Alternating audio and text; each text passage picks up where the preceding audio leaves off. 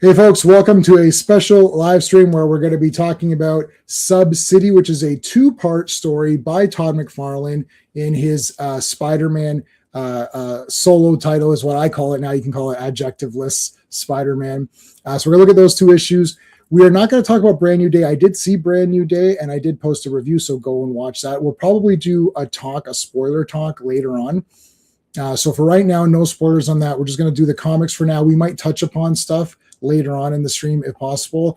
Half of my panel tonight has not seen Brand New Day, so we won't be talking spoilers for it today. Alrighty, but we are going to be doing Fantastic Friday tomorrow. 3 issues of Fantastic Four.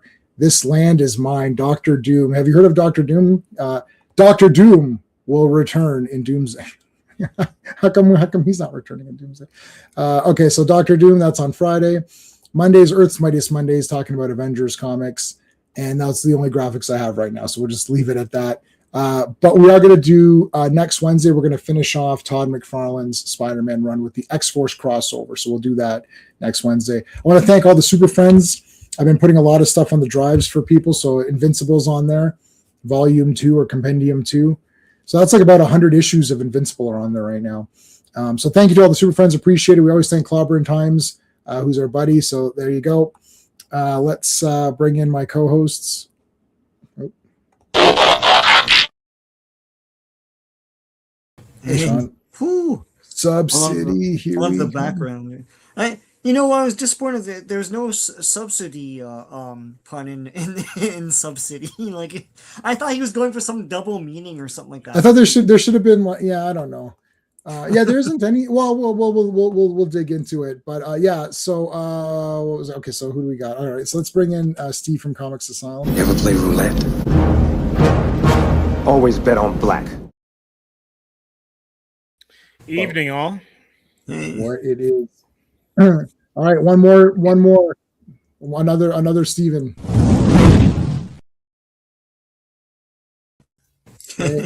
Hey. I cancel Steve's. Yeah. we're your support group, Jay. We need Ross here. We're the foundation. Yeah. So there you go. I did post my Brand New Day. I wanted to show you guys. I did get this. So the one good thing, see, Marvel movies, everyone is under the misconception that I hate all these MCU movies, which is true. But there is a positive to them. And the positive is that whatever movie's coming out, all that shit gets marked down. And then you can start clipping coupons. So look at this one. I can't even lift this. This is outrageous. Don't hurt yourself. Doom 2099. This is all of the Fantastic Four stuff too. Look at this. Yeah, it's everything. So this was normally like 200 or 190. It got marked down to 160, but then there's a coupon clip that you can clip within Amazon. So it got it down to 140. So and then with tax or whatever. So there you go. Boom. Yeah. Oh my God. I gotta put this on the ground. Hold on. It's gonna topple my desk. Oh my goodness. That thing was bloody heavy. Jeez. So that's one. Joe Dog, you're gonna go see Spider-Man. Yep.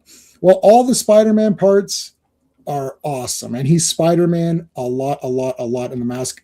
I thought this is Tom Holland's best one for me. I loved the last one until second viewing, and then I realized the first hour is horrendous. This one would be. This one was going to be like my second or third best Spider-Man movie until I get to my review, non-spoiler, until you get to, because then you're just like, well, what this shit was, because like, I wish it, oh God, it's so weird. I don't know what to tell you. It's so weird. Who thought this was the right move? It was Feige, man. Feige is Feigean, you know. Feige. I think that we should. That's my Feige. Man. It's so stupid, guys. Once you go see. I'm telling you, you're 100 minutes into this movie. I was like, I can't believe how awesome this is. He's always Spider-Man, and he's interacting with other guys. And somebody in class, in Bruce Banner's class, there's like a kid who's like, "Oh, you did not like Homecoming? Okay." What's Homecoming? I can't. Which one's that? The first one, Vulture. The first one. So it's Homecoming, Far From Home, and No Way Home. and Brand New Day. Jesus, I always get 1, them 2, and mixed up. 3, guys. God Yeah. I always damn. get them mixed up, man. No, I like Homecoming better. No, this is the for sure best one. Like because there's actually no weird silly stuff. There's no silly goofiness. He's just Spider-Man. He's doing stuff. There's no, oh, my pants are falling off and all this other The bathroom crap. thing. Yeah, Like none of that stuff is there. There's fun aspects, but not at the expense of making Spider-Man look stupid. And Tom Holland is good. And this is 100 minutes into this. I'm like, holy crap! I'm good to watch this again because I was so pumped. There's so much Spider-Man action. He's in the mask. He's my favorite design character. So just him walking around and swinging in the mask, I said this before I even saw the movie, is enough for me to get by the movie. J-Man, it's like an Insomniac video game. Yes. For several minutes. It's all like there's actually like there's got to be there's so much stuff, and he's got all of he has every web version of he didn't do the baseball bat, which I was like, oh, I wish they'd get the bat in there, but he had like web grenade things, like he did and then that Hulk thing where like, oh man, that was awesome. Like shit, the webs are used a lot, like they're all the different kinds of things, and he has like different utility for each one and all of that. He still has the heads up display thing, like he still let me say this, it's still not our Spider-Man. It's still not this panel Spider-Man, so I'm sorry, keep that in mind. There's no JJ, there's no Bugle, he's not taking pictures, that's gone, but that's been gone now. We have to accept that that's just a gone thing. That's not coming back anymore. That's gone. So it's never going to be our Spider-Man. I'm judging this based on its own thing in relation to what's going on in MCU. I'm not judging it based on the real Spider-Man. Keep that in mind. I should have said that in my video. Damn it. I forgot to say that in my video. It's not the real Spider-Man. It's never going to be that again. So we just have to get used to it. Taking that into account, he's in the costume. This is the best costume. Like easy. So it's better than Amazing Spider-Man 2. Oh yeah, this is the best costume. It's pretty like it's 1 and 1A. Yeah, sure. But this is really good. I think this is the best one. His face is like awesome. The face is so good, and he's in match all the time, and he's always looking to do good. That's all. He's literally basically become a workaholic. So he's just smiling all the time. the cops like, yo, you gotta like. Chill. He just becomes Spider-Man just to take his mind off of Mary Jane, but it makes the movie cooler because he's all Spider-Man. The thing I didn't like about this costume, the back spider is skinny. I hate that shit. I like the fat spider from the old days. I love that. Nobody had the fat. Toby didn't have the fat spider the either. Ozempic spider. That's what she's got. Nobody had the fat spider. I don't think anyone had that. Not even Toby. No one had that. No, it's no one had the fat spider. Yeah. I don't even think Nicholas Hammond had that. I don't think Nicholas Hammond had anything on the back. Did he have anything on the back? I don't remember. Yeah, he did. The crack research team, meaning me, will look that up while you. It's better than the Sam Raimi suit. Yeah, Eddie Seagrin might have had it in the Electric Company, but yeah, maybe. Yeah. Anyway. No, I'm telling you, about like an hour and a half, whatever minutes in, I was like, wow, this is like the best Spider-Man movie after the real Spider-Man movies. I was like, this is like so awesome. This is clearly the best, way better than the Amazing ones and way better than the other. And Scorpion has no helmet, so that's stupid. But then the thing is that he didn't have a chance to even. It's weird because he's controlled. I mean, it's not a spoiler. You saw the trailer, so so Scorpion's controlled. Yeah. At one point, and Spider-Man's like, "Hey, what's going on? You're not." And he's like, "Oh, I'm not Scorpion." It's like, "Oh shit, that was good, right?" It's like, "Yeah, it's not Scorpion." Because like he's doing like a lot of dumb things. You're like, why is he doing that? It's like, well, it's because it's not Scorpion. Once it's revealed, it's so absurdly like it's so transparently awful.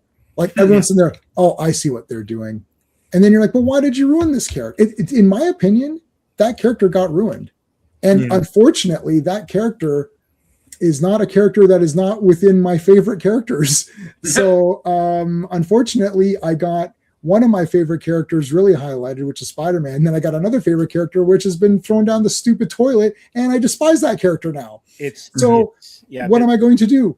When this movie comes out in 17 years that they're promoting now, if it ever even comes out, that character is going to show up and going to be like, oh yeah, there's the fake version of this character.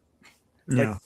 We mentioned this. This came up in the speculation. I'm not giving anything away by what I'm going to say next, but we had a discussion as to who the villain could be, and my biggest fear or thing was you can't make it this certain individual because you can't have that individual be younger than Parker. Yeah. They can the same age. It can't be younger because that domino affects everything that comes from there. Yeah. See, that's weird too. You're mentioning now. Yeah, I know who it is. Oh, you know who the villain is? Yeah, because Steve mentioned it in a previous conversation. He said, "It better not be." Yeah.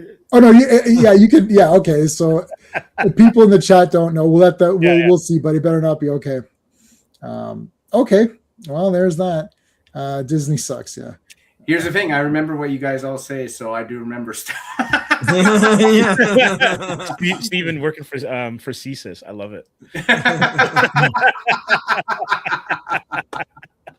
All right, Sub-City. There's absolutely no submarines in here. There's no sub sandwiches. There's no. I was going to say I want a hoagie.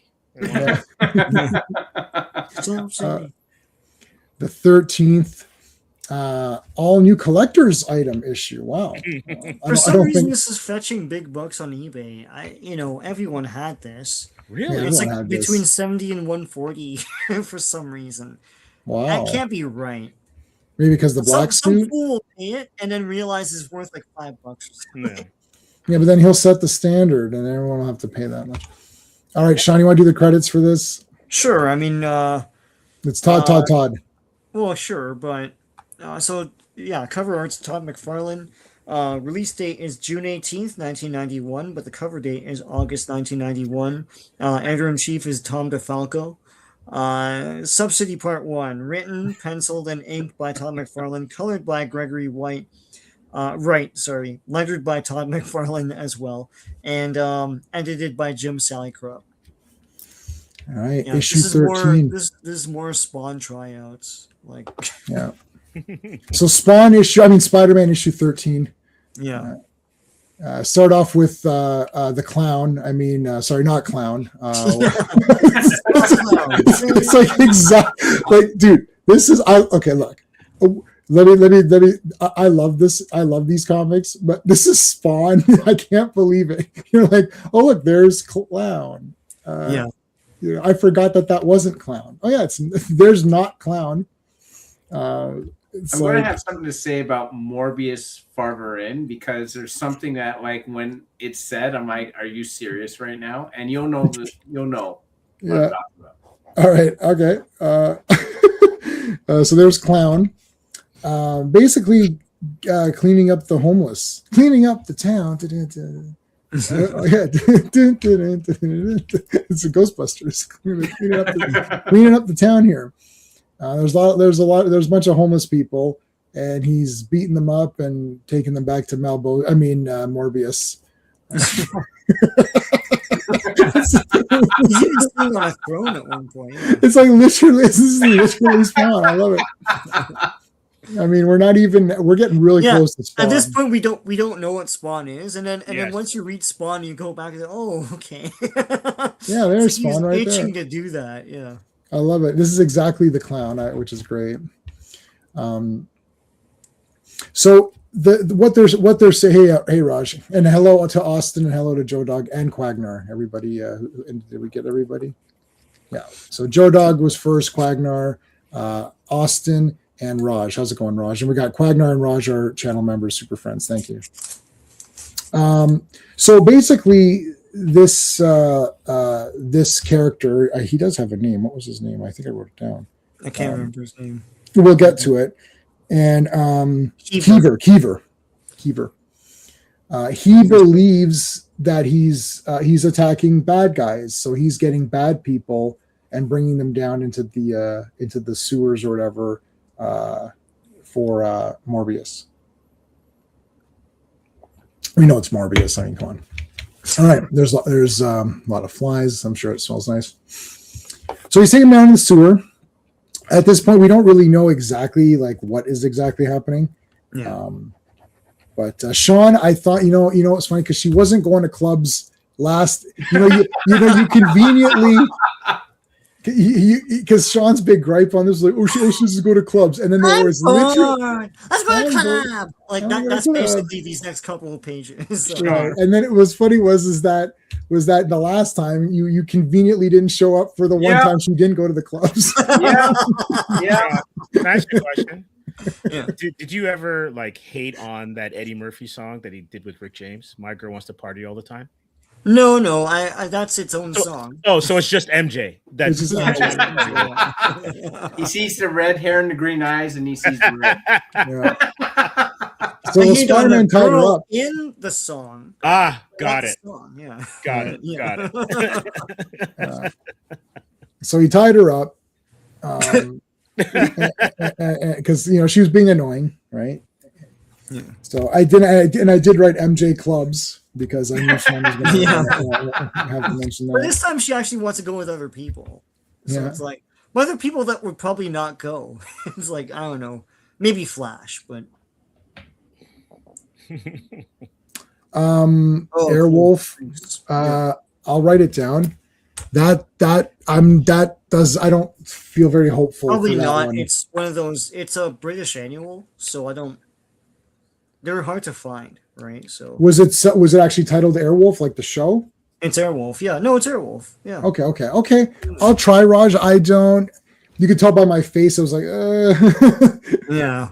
Like when somebody's like, "Can you get Invincible?" Yeah, I can get that. If you can find British annuals, then we're laughing because there's a lot. I'll try. There, man. I will try. Yeah. And the feet here look terrible. Everyone makes fun of Rob Liefeld.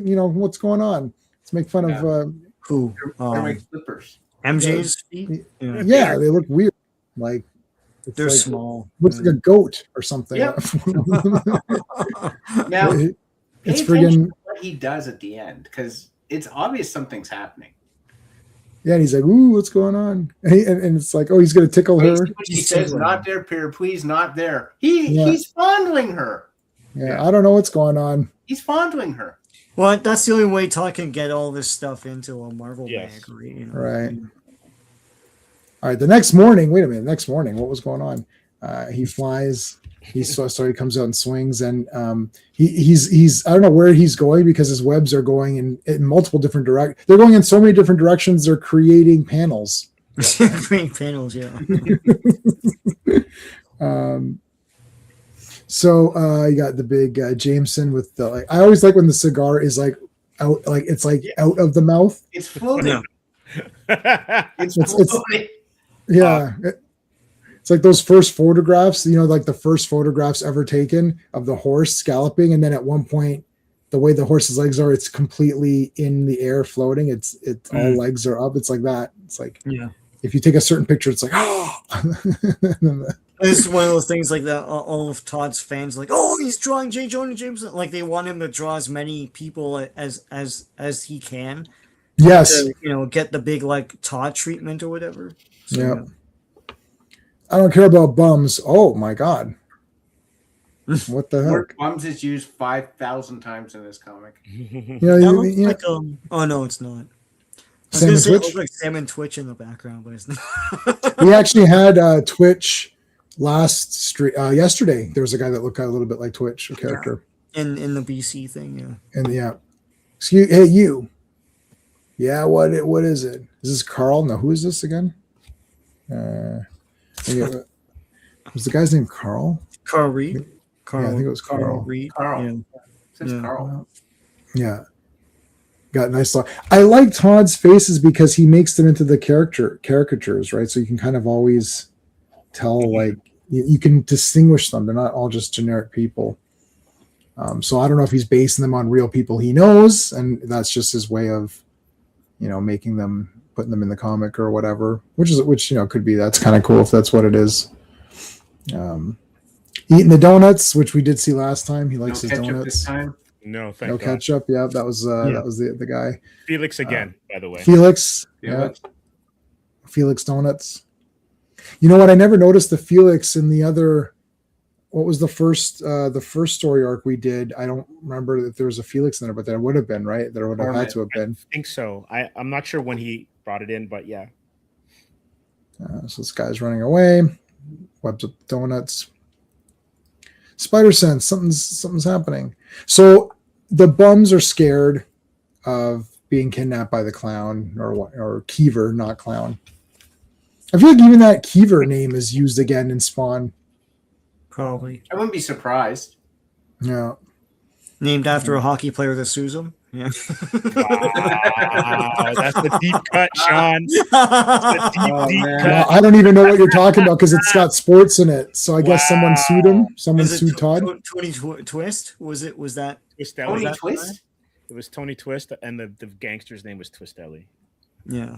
And what he got? So what he would do is he would and anyone in the chat can verify this if I'm slightly wrong. He would take famous hockey players and then just twist their names up a little bit, right? And yeah, but the problem is, yeah, and then he'd go on Wizard Magazine and tell everybody about it, and that was the problem. That if you confess it, then it's like he's like, okay, well, I'm going to sue you now. Well, because you're using their likeness without their permission. Yeah, yeah. Right? I'm going to sue you. More manga panels. Mm-hmm. Then look at this Keever guy. How does he even fit down the manhole? His fist is impressive. Like it's Kingpin almost, right? Kingpin and Clown put together. Well, like he's Hulk here. I mean, like his fist is like a half a person. Like it's it's Spidey's upper torso, really. Yeah. How did he go down the sewer here? Ah. Right. Like look at this. He went, like.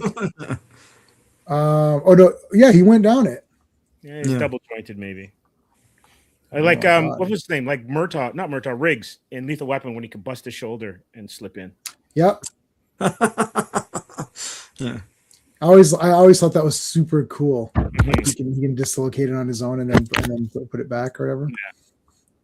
Yeah. All right, so let's go down the sewers. So Carl does have a story, right? That was Carl talking about. Oh, so it was Carl who was talking about the bums and stuff, and Joe Jameson's like, "Oh, I don't want a lame old story like that. I want like something better." Yeah. So he's gonna I think so he does go down right away, and there's all these monsters down here or whatever. Now these aren't the Morlocks, or no, it's Morbius's guys. Yeah.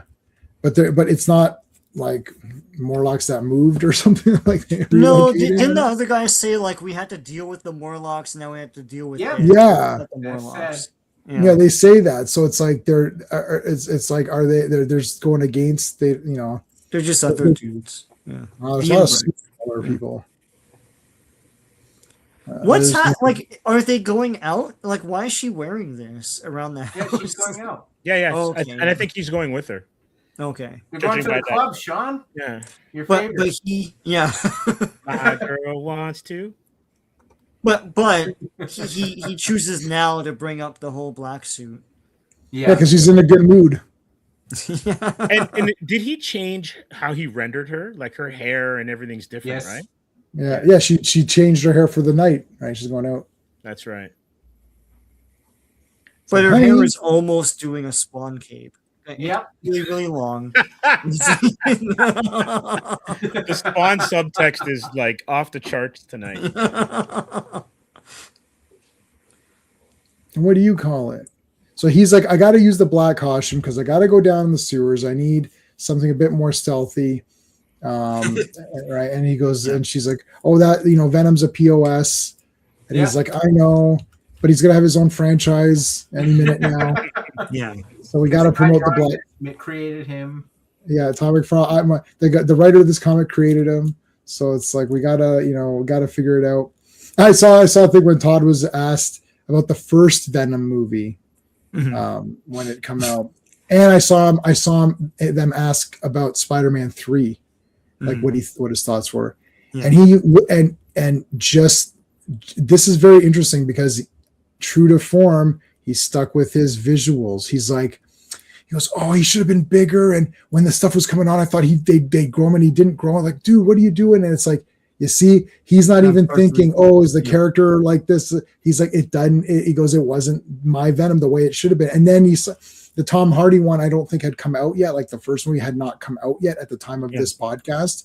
But he goes, well, he looks a lot bigger, so he looks cooler. See, Todd is a visual guy. It's all visuals. It has nothing to do with like, it is the character that, because really neither movie got it. But I think Spider-Man 3 was better, like closer to what Venom kind of should be. At least he's against Spider-Man. Yeah. Okay. Oh man, I traced this page like so many times, man. Everyone was waiting for this, and this was announced in probably Wizard or something, or Marvel Age or something like that. And yeah, that he's gonna wear the black suit. It's like, oh, and so when they had that fight, I was like, "F you, MJ." It's like we bought this so that we could see the black suit. This is why you don't like MJ. Right. Oh man, MJ just doesn't get the love. She's like Talia Shire, man. It's like, don't fight. It's like, well, he's got to fight because I paid money to watch Rocky fight. Shut your mouth, Talia Shire. Yeah. You're not the real Adrian. Shut your mouth, Talia Shire. I'm coming for you. Yeah. Why are we mad at Talia Shire now? Our buddy Jordan from Canada. So we're from Canada too. Everyone. Hey, today we've got a full Canadian panel. Whoo! Classic recaps are awesome. Well, thank you. I appreciate that, man. I do. I appreciate that from a fellow Canadian. I was gonna do. I really, because remember we were talking about the Odyssey and then the Canadian Odyssey. Like, oh, keep the beers cold. Eh? I'll be back. After this war. Eh?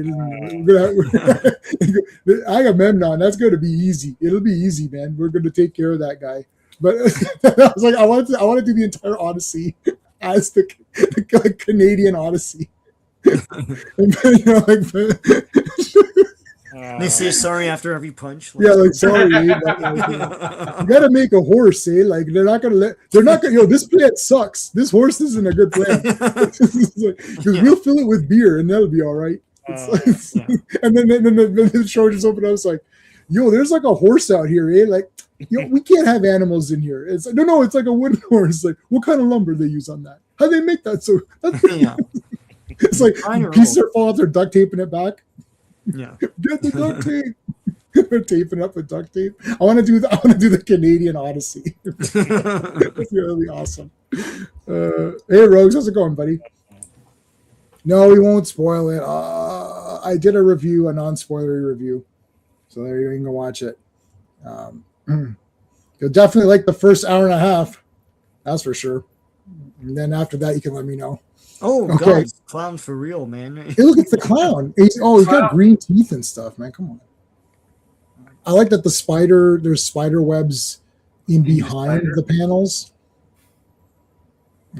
Like, all he needs is a stealth suit, not exactly the black suit. But the Fantastic Four or whatever made just exactly the black suit from Secret Wars. It's like right, because clearly someone in the Baxter building is intelligent. Yeah, they don't need the design. It's like yeah, he basically asked the FF to make a black costume for him, so they just made the exact black costume that he had in Secret Wars. Well, because they probably had that pattern on file, and then someone's sitting there. It's like, do I just use the pattern I have, or do I have to come up? Then I got to come up with a new pattern. It's fine. Give him this one. Yeah. So he's back in black. Yeah, this should be back in black. They should have played this or whatever. Oh yeah. All right, so he's going to go down into the sewers. Now we're down here, and they've brought some homeless people who are bad people, and as basically tribute, offerings to Morbius. This is pretty. I know Morbius. Like what? He's a villain, right? I mean, I don't understand. He's a villain. He's killing people. He's a villain, yeah. He's always. I don't understand. People tried to say anti-hero with him. They tried to use that and sort of like sympathetic villain. And because he's sympathetic, he's sort of in that gray area. But he's a villain to me. I never understood. He's a villain. Yeah, he's a villain. He was a villain when he was first introduced, and nothing has changed in that regard. Yeah, Rogues, you should have been here. If you were here like about 15 minutes ago, it's like the entire thing is Spawn. It's like, look, looks like Clown. That's literally Clown. That is Clown. Head shape and everything. Remember, J-Man, when you got the DVD for Blade, and then you swore that in the cutscene that was Morbius, and then there was a guy at the end who's staring down Blade, and you're like, "That's Morbius! That's and you kept saying that, and I half believed it because you're like effing saying this for.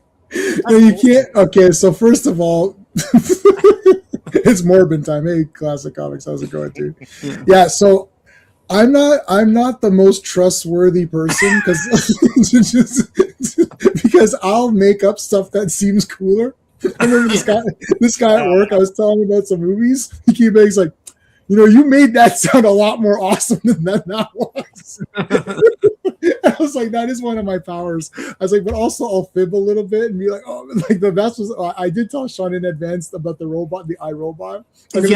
Oh yeah. I was like, I'm gonna tell everybody that robot comes to life at the end. Yeah, there's a big statue, and he's like, that statue is really a robot, and it comes to life, and it like it's gonna attack everybody at the end.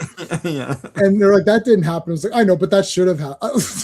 It should have happened. That should have happened. Screw you, Isaac Asimov. We're doing our version. Yeah. Right. You ever see that? There's a YouTube channel that says it should have ended this way, or how it ended, how it should end, or something. That's funny. So my thing is that this should have happened. Right? It's like this is my take. It's like Morbius is in Blade. Yeah, of course, it's obvious. It's like, and that was Mojo. But remember Pearl the Record Keeper? It looks like Mojo. Why is there like a fat vampire? He's basically Mojo. Yeah. It was Mojo. It was like well, here's the real Morbius, Todd McFarlane's Morbius, and he's pretty cool. Yeah.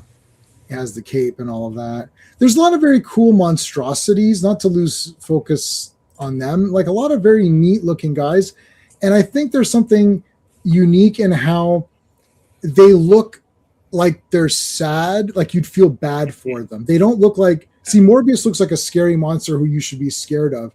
Whereas these guys look like sort of like the Basket Case 2 people or whatever, where you kind of feel a bit bad for them. Like this guy's not, who's seen Nightbreed? Have you guys all seen Nightbreed?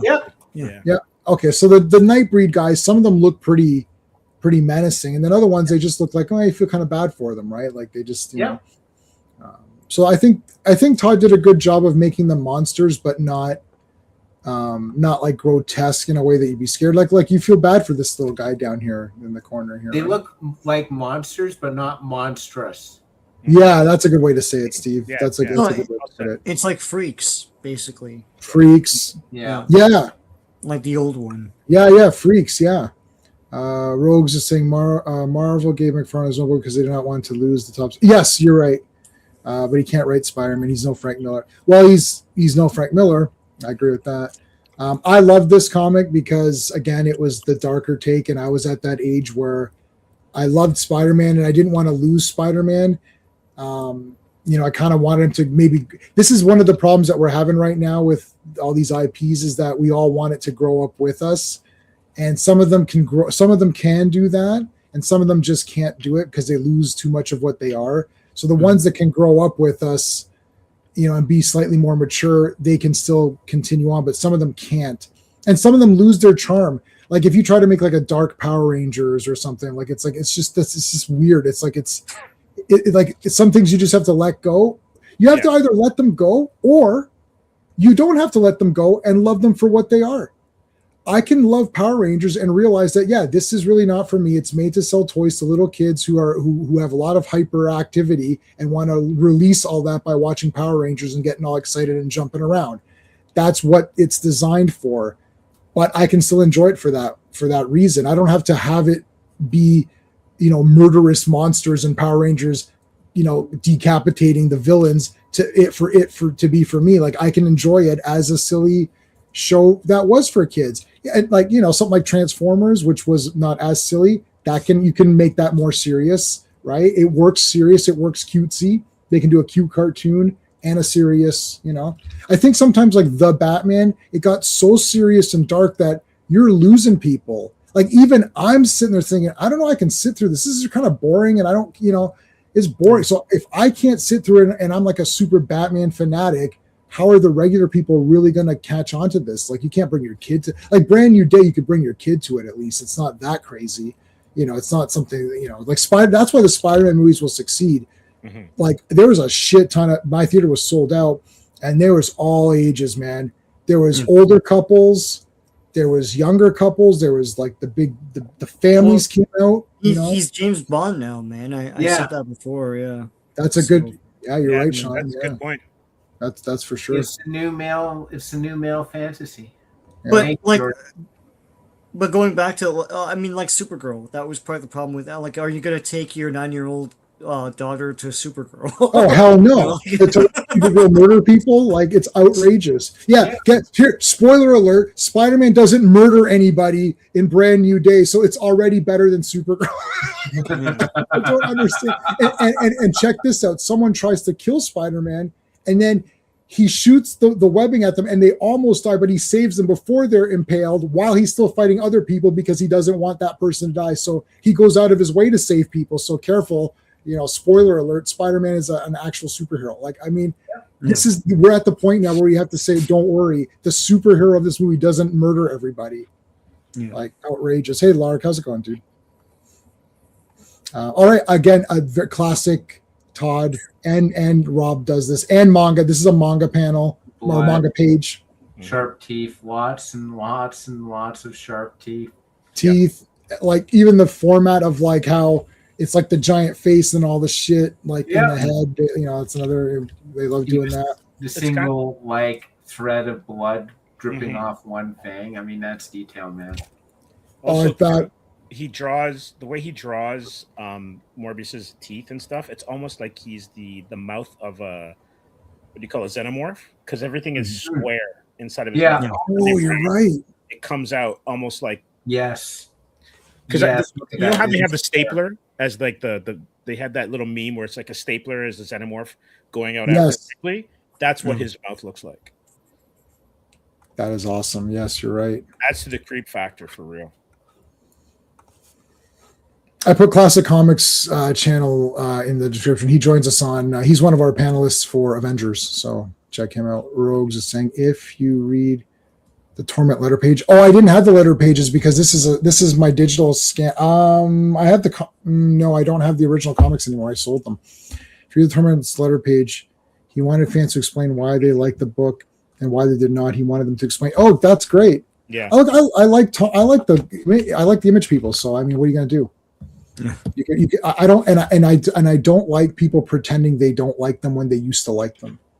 It's like, I didn't think it was any good. Well, you came with me every Wednesday to the comic shop and bought these. So I mean, they sold millions of copies of each issue. So right, yeah, someone bought them. Somebody bought them. Like all of a sudden, there are no Milli Vanilli fans. It's like, shut up. You have it right there.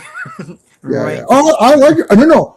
I like Milli Vanilli more. Yeah, when they got shamed, all of a sudden everyone was like, "Oh, I don't know what that." I don't like them. No, I like them more because I was like, these guys got you. You guys thought you, and you think Milli Vanilli?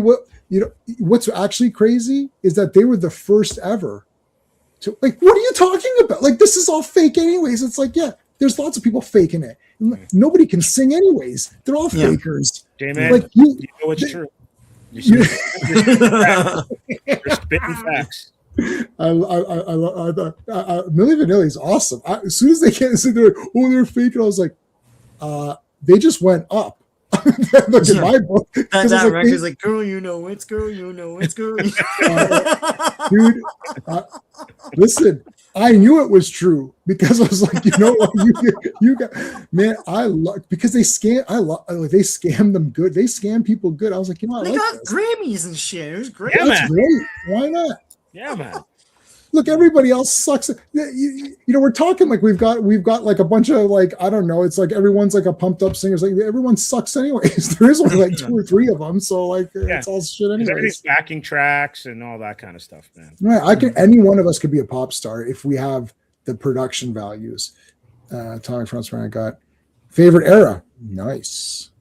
Imagine comic pros today asking for people. Oh my God, no, of course not. Well, they yell at them. Classic. We actually see it in real time. If you don't like it, don't buy it. So yeah, it wasn't a flash in the pan, or else Spawn would not be a thing. Yeah. No matter what you want to say, Spawn would not be a thing because normally, like you even see it today, where it's like you're known for one thing, right? Mm-hmm. So if he left Spider-Man and then did his own thing, it would have died if he himself was not a creative force that people connected to. Right. Yeah. Yeah. I mean, It was big for 100 issues. Like the guy at my comic shop, he said that like the 200s are expensive because people low ordered them. By then the hype was down, but the hype was up for like 100 issues or so, man. I went up to issue 40 or 50, and no, I went up to issue 40 of this Spider-Man series, didn't miss one, and that's every month on my own with my own money, and I went and purchased these comics. So I was pumped up for it, man. The worst thing is to lie to yourself. Yeah. Like, look, if you like it, just like it, and it doesn't matter. It's okay. Like, and so now this is the one of the sewer dweller characters who was sort of the former leader before Morbius kind of came in. And it's been established that Morbius has a lot of outside connections. I guess he has lots of familiars and, whatever. He's got these connections, so he can get like food and, clothing and whatever, money. He can get that for these guys that live in the sewers here. So they sort of see him as like a king. They don't really understand the above world. They think the twist is going to be that they think everything is bad. They think everything down here is good and everything up there is bad, no matter what it is. And this is the only guy who's sort of the smart one who knows that that Morbius. It's not that Morbius is taking advantage of them. It's weird. It's like this guy loves. Yeah, he likes I mean, I don't know. He's like the good guy a good guy, I guess. I don't know. It's hard to say. All right, here comes Spider-Man. Yeah, that looks cool. Jumps down, and he doesn't just go into the sewer. He has to like swing and jump down, cool, and all that. You can just walk over and pick up the manhole and go in. Like, is he like the butt has, look at the butt again. I love from yesterday. Spider butt.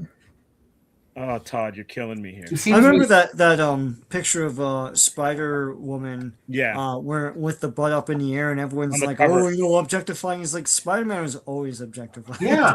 Yeah. No one pretty good. I love how he's like his head. He's almost like being absorbed into the sewer, like by the posture of his body. It's like sort of curved. Yeah, he's going right in.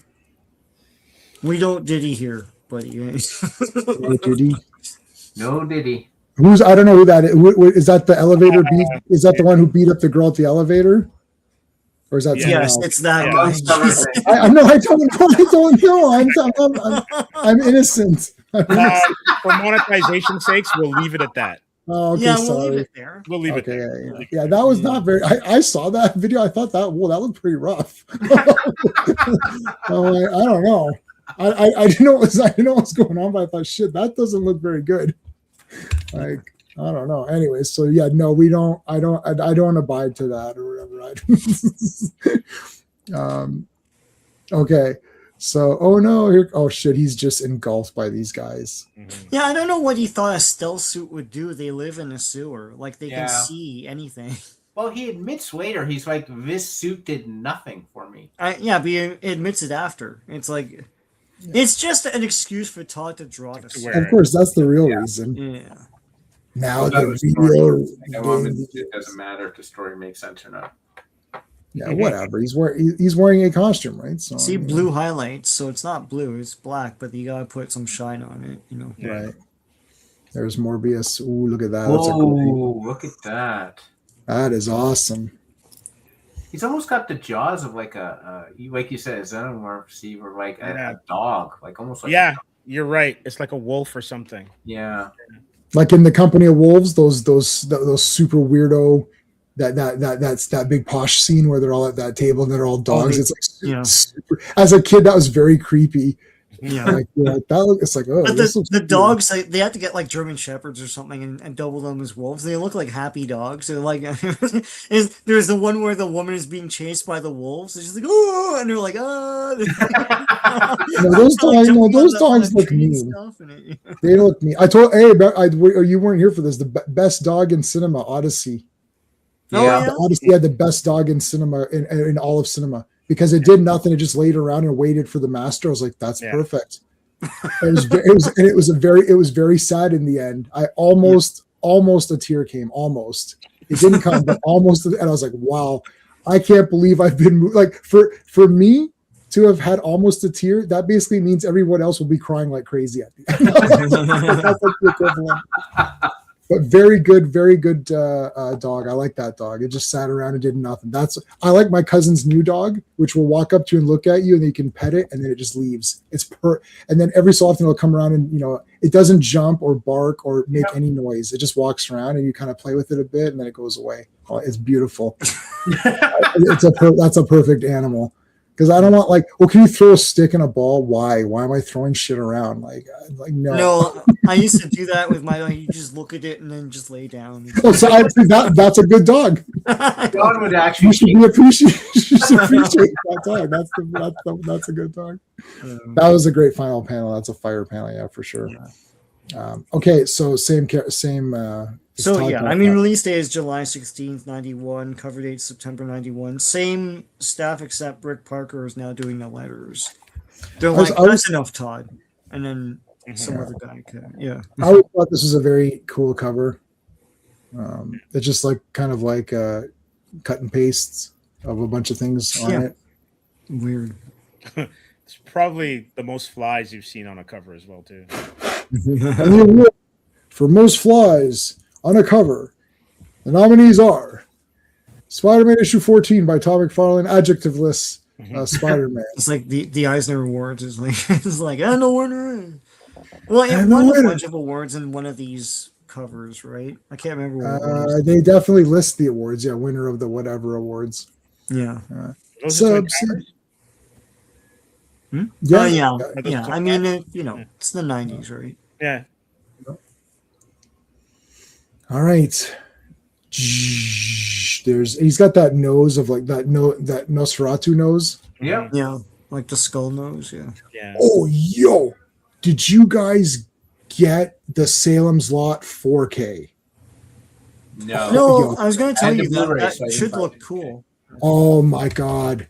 No. But no, yo. The thing is, Arrow Video is now the new heavyweight champion.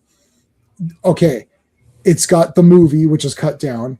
Then it's got the 2 miniseries. But the problem with that miniseries, it's an old style miniseries where the beginning shows you that sort of the bumper is it shows you what's going to happen. Yeah. I hate that. I mean, it's great back in the day. No. I know you're going to like it. I know you like it.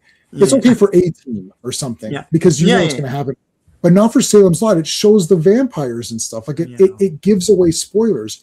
Yeah. So it's the 2, but what Arrow did is you can watch it that way, the 2 episodes, next week or tomorrow night, Salem's Lot continues or whatever it is, right? So you can watch it, or you can watch the movie, which is the cut version, or they merged the 2 miniseries and removed all the bumpers and credits in between to make it one long 3-hour movie. That's cool. Yeah. Oh my God. So it's all the options, man. Whatever you want. You can't beat that. I've seen it as an Arrow. I mean, what do you want me to tell? I was like, guys. Yeah, no, I would watch the one with all the TV stuff because I like that.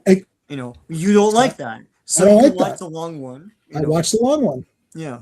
Yeah. Oh, dude. First of all, that's a 10 out of 10. Yeah. It's Hutch in there. Yeah. It is Hutch. I'm just pretending it's Hutch. I didn't know that was a TV miniseries till I was older because they used to have it on VHS and stuff, and it was probably that cut down one or something. I don't know. It's so good. So I mean, it's up to you guys. If I never owned it, no, that's a lie. I had it on Blu-ray. So I upgraded it, but it's definitely worth it in my opinion. I don't push 4Ks. King's books are better than the films. Well, I think Salem's Lot was pretty close though. No, not really. I know the ending takes place in a different spot, or it does. The ending is very very down. It's a bit of a down. It's a bit of a downer story. Entire town basically gets overwhelmed by vampires, and they can't really do anything about it.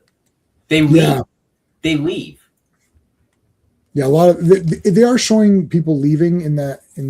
I tried to research it a little bit just to be like, exactly, because and the bad guy, like the Nosferatu, the vampire, does more. Like he's walking around and talking and stuff. And no, Barlow. Barlow. I kept thinking it's Barker. It's Barlow. Yeah. Barlow. Yeah. I don't know. Anyways, I thought it was awesome. I didn't read the book, but I would consider reading the book. So there you go. It's a long book. So I'm going to not read the book. I got to read Fellowship. No, I got to read the Two Towers still. All right. Here's the all the beasts and the monsters. Great, just great. I mean, Spider-Man going to really beat them all. I feel like Spider-Man could beat them all up, although Kiever has super strength or something, right? Yeah. There's this leader guy. What was the leader guy's name? Did we ever get his name? I don't think so. No. Dude, it's not mentioned. I don't think it's mentioned. Yeah. I didn't read this one as many times because I kind of just said, oh, let's just do that tonight. So I kind of, just to get it out of the way. And then next Wednesday we can finish the Todd's stuff and then we'll go back to G.I. Joe. Yeah. So, but I'll be good, come back and all this. So it's like, I mean, they're not bad guys, but they're tricky. Yeah, but Kiever is he's kidnapping homeless people and feeding them to Morbius. Yeah. And Morbius is blissfully ignorant. Oh, I thought they're all bad people. Well, they told me. Yeah, it's like, Morbius, have you talked to these people? That proves you never had a conversation with these guys. That's right. Yeah, when he does, it's hilarious. Yeah. Spider-Man in the black costume. I like Todd. What do you guys like better, the black costume Todd Spider-Man or the red? And the red. Like the red better? Red and blue, yeah. But for Todd, I'm not saying the costume in general. Like for Todd's still okay. No, that's fair. Yeah. I think the artist that does the black costume the best is Rick Leonardi. If you ever go and see some of the stuff that he did, he makes the black costume just look absolutely fantastic. He doesn't use many of the highlights, and what he'll do is just use the line art to separate muscles, but there's not a lot of these highlights. It's kind of like Snake Eyes' second suit, the second iteration that Michael Golden did. Is that okay? So yeah, hold on a second. I'm trying to find some good. I've got a lot of do I have Spider-Man comics on here? I don't know if I have a lot. Hey, Eric. I can look it up while we're going through it. Yeah. So I do like both costumes. I kind of like that they can go back and forth. I don't know which one I like more because I always like the black suit on Spider-Man.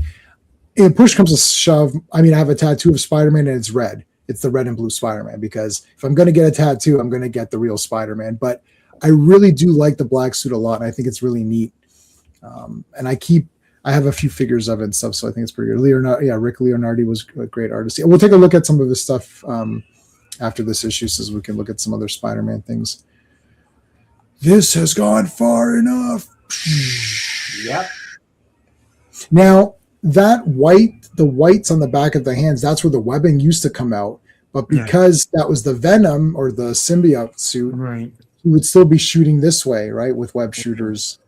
So I'd keep that in mind. Dolores Claiborne. Yeah. Oh, I had that book. Did I give you that book or no? Yeah, what did I give you? That book. Yeah. Spider-Man 2099. Oh, Eric, if you were here early, I just picked up Doom 2099, the entire thing. The omnibus, which is like the heaviest thing in the world. Doubles as a weapon. Okay. If somebody doesn't think this is the most hilariously awesome idea, I mean, I don't know what to do with you. He used the homeless people as armor. This is the greatest panel in all of comic. It's like it's been determined tonight, guys. You just saw the greatest panel in comic book history. I mean, what the hell? This is great. It's like he's got an army of he's got an armor. This is like, so what is this plus 2 armor class? Like classic comics. We got classic comics is in the chat, dude. What are you giving this one? What if you're DMing and the guy's like, okay, I'm gonna pick up some orcs. or some goblins and like strap them around me. Like, what's the AC on that? Like, I mean, I might give that a +3 because it's such a unique idea. I'm like, because I reward when I'm DMing, I reward like good moves and like clever things, right? Mm-hmm. So I'd probably give this like a +3 AC or something. The guy's got like 17 AC or whatever. What the hell? I can't even hit him. I love it. You got a link there. Awesome, Steve. We'll look at that after. And this, what I sent was actually like the original design. Oh, nice. Okay, we'll take a look. Oh, is that with the red? Yes. Yes, I remember that. I remember the red. Yeah, they kind of, I guess, Miles inherited it in a way. Mm-hmm. I just want to confirm from way back in the beginning of the stream, both Danny Seagren and Nicholas Hammond had fat spiders on their backs. They did. They did. Yeah, you're like a real spider suit. Yeah, guys, you can rest easy tonight. Thanks to Sean and the all-powerful Google. He was able to come to give us answers, and that's what you come here for, answers. What was the search, Sean? What Spider-Man had fat spiders on their back? Like, how did you? Yeah. How did you search for, or like who had? Like... I kept scrolling till I found a picture of their back, and I was like, yeah, there it is. Actually, it's the spider from the cartoon. Where it's basically just a circle, and then like those eight things hanging out. Yeah. But 66 Spider-Man only had 3 legs. Yes. Right. Yeah. They did only 3 legs, for that one. So I mean, this is just the greatest thing. So he's going to beat them up with themselves. He bought Batman Spawn Deluxe Edition. Yeah, I've got every Batman and Spawn team up. There's 3 of them. Yeah, there are 2 in the day, and they made a new one. Those. Right? Yeah, and they made a new one. And for the new one, I bought every cover and everything. I went all out for it. Okay. So I mean, I don't know what to tell you. This is I have 0. Like, what am I supposed to write for this? It's like everything is the best. Yeah. So he just, I don't know. He's gonna fight them like he's got them as armor. Not me. Take him. He's like brave now, are you, boys? All right, so he takes them off because it'd be too mean to just beat them up or have them as armor. He just throws them in a pile. But I mean, they're stuck in there for an hour. Yeah. I mean, what if they got to use the bathroom or something or whatever? Well, he actually says that. Yeah, he goes. He says bathroom in the next hour. You just have to hope you don't. Yes. See, Spider-Man cares. And that's the thing too. But like, even in the movie, or in the movies, they don't really talk about that. Where you've got an hour to get out of the webbing, and people, I find it kind of goes up and down. So he can web someone's mouth, and then they just rip it off like it's Saran wrap. They should be stuck like that for an hour. Right. Yeah, in Brand New Day in the trailer, he webs Frank's mouth. So Punisher clearly is going to talk. Like even within that scene, he's able to like somehow peel it or whatever. So maybe it's the amount of webbing or something. And they play fast and loose. Well, both in the comics and in the movies, right? Yeah. Like I remember one distinctive thing in the first movie, way back. And when Green Goblin is like bending the web, and it sounds like he's bending metal. Wow, like it's so weird. Anyway, yeah, it's like some sort of what is it, like nylon fiber or something? It's like some weird thing. I don't remember what they explained it in this movie again. They give you all the exposition, but in a very interesting way. Yes, this time around, I thought it was kind of fun the way they did it. They went to the Marvel Universe comics for that. They did a super Marvel thing when he gets scanned at damage control. That was awesome. It was like you could just see a Marvel panel with him standing in the thing, and then there's like the Marvel Universe handbook. Yeah. Like he's in like he's literally standing like the Marvel like standing straight, and then they're doing the thing. They have the caption dialogue. They have the caption. This and this and this. Did he do the thing with the hands? Like you know how they used to, one hand was like that, and one hand no, he didn't do that. That would have been awesome, yeah. Yeah. No, hold on. I'm not sure about that, Steve. Do you remember that he was standing? You can look it up because he has to stand straight to get scanned, Yes. and then as they're scanning him, it's like enhanced strength, the senses, and it's like literally. I was like, oh my god, this is listing the. It was pretty funny. Oh yeah, and those covers, it's whatever. It's 1 second. It may as well not have done it. Oh, okay. Yeah. There's no meaning to it. The thing is, the Todd McFarlane tribute, I saw it and I'm like, the problem is that the eyes aren't Todd McFarlane eyes, so it doesn't matter so what it he's doesn't posing matter. as. You're It doesn't correct. matter. Right, yeah. Even the Eric Larson, because Eric Larson kept the eyes a bit bigger too. Yeah. So there's like an Eric Larson one, right? And it's just like what you're saying. It's not. I actually like the Eric Larsons. We'll talk about that another time, maybe, or whatever. No, but I loved them as a kid. I saw some of the issues with his art, but we I talked still about kinda it one like time. Like he there are these weird fang lines on people's mouths. I don't understand it. Like yeah, anyway, maybe we'll look at it. Maybe we will look at it today they're because I fun. do. He fit in like other characters. Like like there's one where this base blows up and it's all cadets, and like some of the cadets are basically Archie, Jughead, and and Reggie. Yeah, that was great. Yeah, a lot of I love Easter eggs that. and stuff. Yeah. All right, so Spider-Man's going after Morbius, and basically Morbius's thing is like he needs to feed. So he thinks that by helping these people out, he's providing for them. But the very people that are Morbius's contacts that can get him supplies and get him food are the type of people that have shunned these people. So they're getting help from the people that hate them. But then also they think everything that's not them is bad. It's basically like the Daleks. If you're not a Dalek, you get exterminated. So they only care about themselves. So everyone is bad. So when Morbius starts to say, wait a minute, like you guys are just killing the bad guys, right? And they're like, oh yeah, we're bringing you bad guys. It's like, oh, well, what about like a random kid walking across the street? Yeah, that's a bad guy. It's like you start asking, well, what is a bad guy, right? He asked like, what about children, old ladies, and puppies? And they're like, yeah, bad. No. Listen, even I like puppies. Nobody. There's nobody dislikes puppies. That's guaranteed.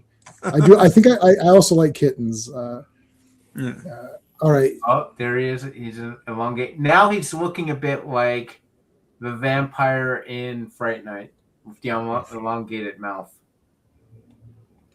Yep. He's basically every vampire in one. Yeah. It's all the vampires.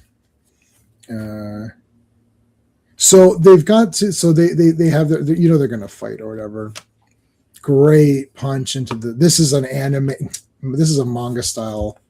This is all manga. All this even the way these panels are. And Gil Kane was doing those, and Sal Buscema were doing those kind of punches in the 70s. Mm-hmm.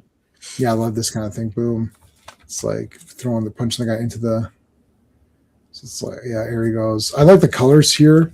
This is a very cool comic. I think Todd brought, because he used all the monster people. Yep. He brought a lot of like, just like things we hadn't seen in that way. Like the next two issues, which we'll do on Wednesday, they're going to look more Spider-Man, like regular, right? Like, because it'll be in the bright light, daylight, fighting Juggernaut with a bunch of guys. Like that'll be your. I was gonna say like when we get there, was Todd doing a Rob Liefeld impression? I think because it looks different than this, yeah, for sure. Yeah, and that's for something sure. I don't even think Rob Liefeld's brought that up, but yeah, no, I don't think he has. And I've listened to every podcast he's ever done for like the last whatever years, from number one to today's. Yeah. If you read the Torment letter page, Todd says could not use the villains he wanted because they were being used in other books. Yeah. Well, it worked well for him because he got a chance to use all the monster guys. Yeah. Like, I don't know who else. Like, Todd's done after this. Basically, Juggernaut's going to be the last. And you're right, Sean. He's adapting to X-Force. So he's adapting to Rob Liefeld. X-Force stuff, yeah. Yeah. So that's why it's completely different. What is an X-Force? Yeah, watch X-Force. What is an X-Force? Yeah, Tom McFarlane making fun of Rob Liefeld is like the best, man. It's stupid because, it's Rob Liefeld playing Todd McFarlane making fun of Rob Liefeld. Like it's like super meta. Like it's like That's meta. Robert Downey Jr. right there. Right. Tropic Thunder. Yeah, It's like, it's like, what is an X-Force? Why are you drawing 10 characters in a book? Just draw one character. but I don't understand why give him that criticism. Every goddamn body had a team in his I know. I don't understand what he's saying. Like, what's the point of it? Like, what the hell's Stormwatch? Yeah. Anyway, yeah. Team books were it, man. Everyone was trying to do X-Men again. They were trying to do their X-Men. Yeah, they really were. Solo books were on the decline, right? It was all team books, man. Yeah. Yeah, but Jim Lee was like, "Oh, Wildcat's gonna be the next X-Men or whatever." He had this cartoon on CBS and everything. Yeah, they're good against evil. It's just like okay. They've got invincible powers. Wow. That needs a couple more drafts. I'm going to put that through ChatGPT, see what it can come up with. Can you rewrite the Wildcats theme so it's not weird? I will say, though, the issue that Travis Charest, that he drew, is to this day an absolute work of art. I've got every Wildcats issue on this computer. If you know what you do.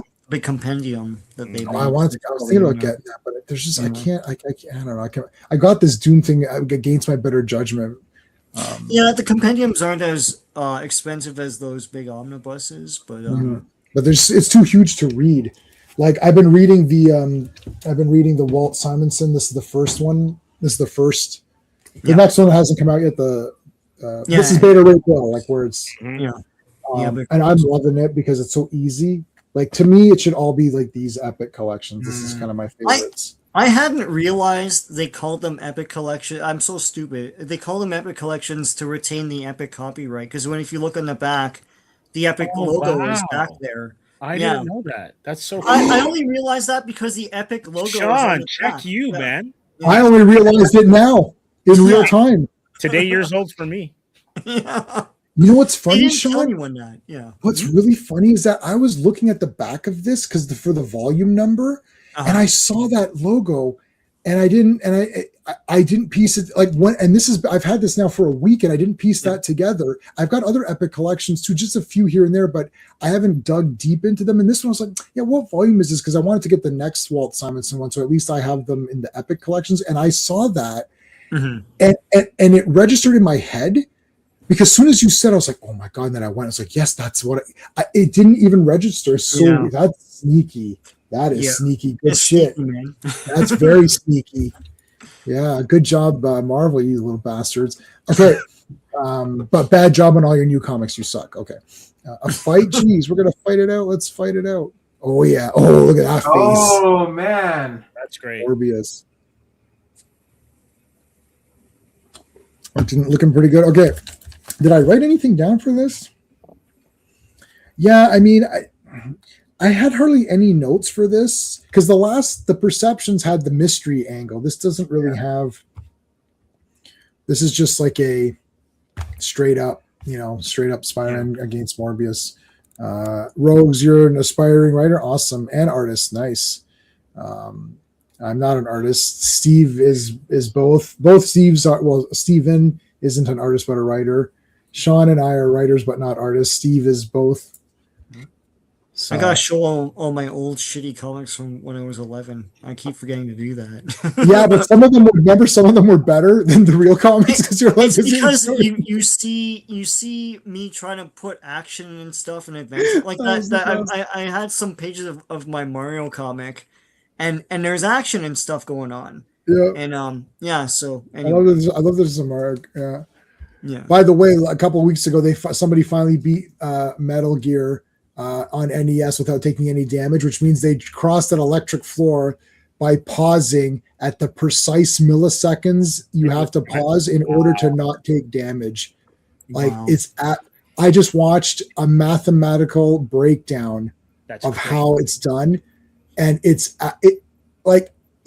I was angry. Like I'm angry. I'm like, okay, I can't even watch the guy do it because it was pissing me off. Like he'd be like, oh, I missed it. I was like, okay, start over. And it's like, oh, Like it pissed me off. I wasn't even Yeah. playing the game. I was getting Well, pissed. it's funny. I think it was yesterday I didn't watch the video, but I saw on my feed a guy defeated Ninja Gaiden 1, 2, and 3 with no deaths. That's the same guy. That's the same guy? Okay. Bearded guy, Yeah, it's the same guy. yeah. That That's crazy. You can't do guy can press. That guy can press the button on NES Mhm. faster than a second. He can get 4 or 5 actions in within a second. Yeah. It's absolute. It's fake. He's Skynet. That's insane. He's Skynet. Bro. It's super fake. Like like, dude, it's the same guy. I know exactly what you're talking about because he beat Ninja Gaiden, and you're like, he was doing 16 hits a second. Yeah. Like, I mean, you're like 1, 2. Like, I mean, it's like you could do this. You're like, it's crazy. It's The crazy. problem with Ninja Gaiden, and I think even Castlevania, is that when you get hit, you fly back, and that's how you die because you could go right into a pit or something like that. Yeah, he doesn't get hit, right? Marvel. Yeah. Did anyone get this? Let's see. Tokon? Is that a video game? Rogues? We don't play video games. You know that. Come on. I put Tomb Raider in one of the newer ones, and I played for about 10 minutes. I'm like, I can't play this. I suck. I got beat up. I'm like, okay, I'm done. Okay. All the 3D ones, yeah. Yeah. I like Joust. Does anyone want to play Joust? I'll play with them. I can get to like wave 16. Like or something. Shark. That's my jam. Yeah. All right. So here's where he starts to realize. So Morbius knows his hunger and he knows he has to feed, but he's trying to feed on bad people, but he doesn't like hunting the bad people or trying to figure out who's good and who's bad. So because these guys are so well versed on who's good and who's bad, he decides to ask them. Yeah, they're bad. He goes, what about murderers? Yeah, they're bad.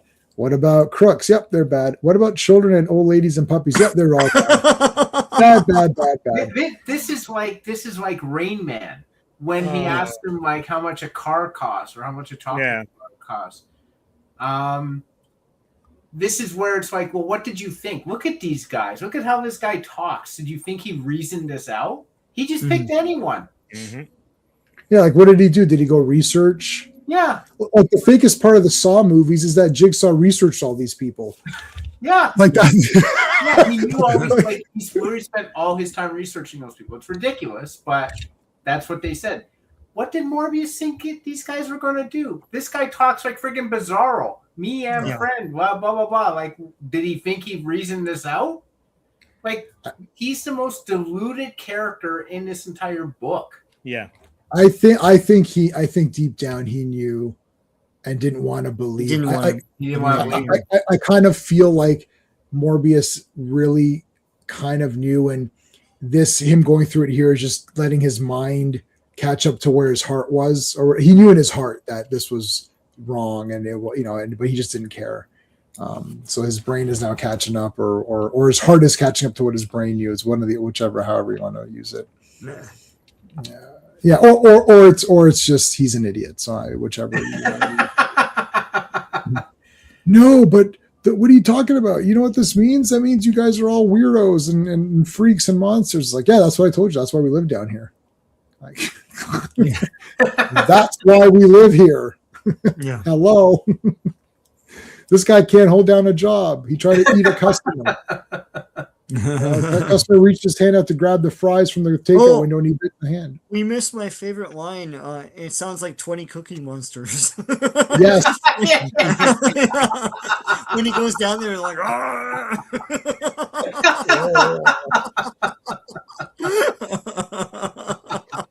They should have. It's like what's his name? Schwarzenegger.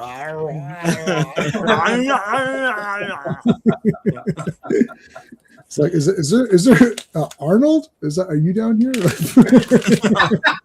Arnold, is that you down there? I forgot to watch Pumping Iron last night. I gotta watch it tonight, I think. All right, so he's like, what do you know what this means? It means that this damn thing doesn't work at all. My entire plan has been for naught. I love it. This guy's like, yeah, hello, people. Hello. Who's got two thumbs and you it all along?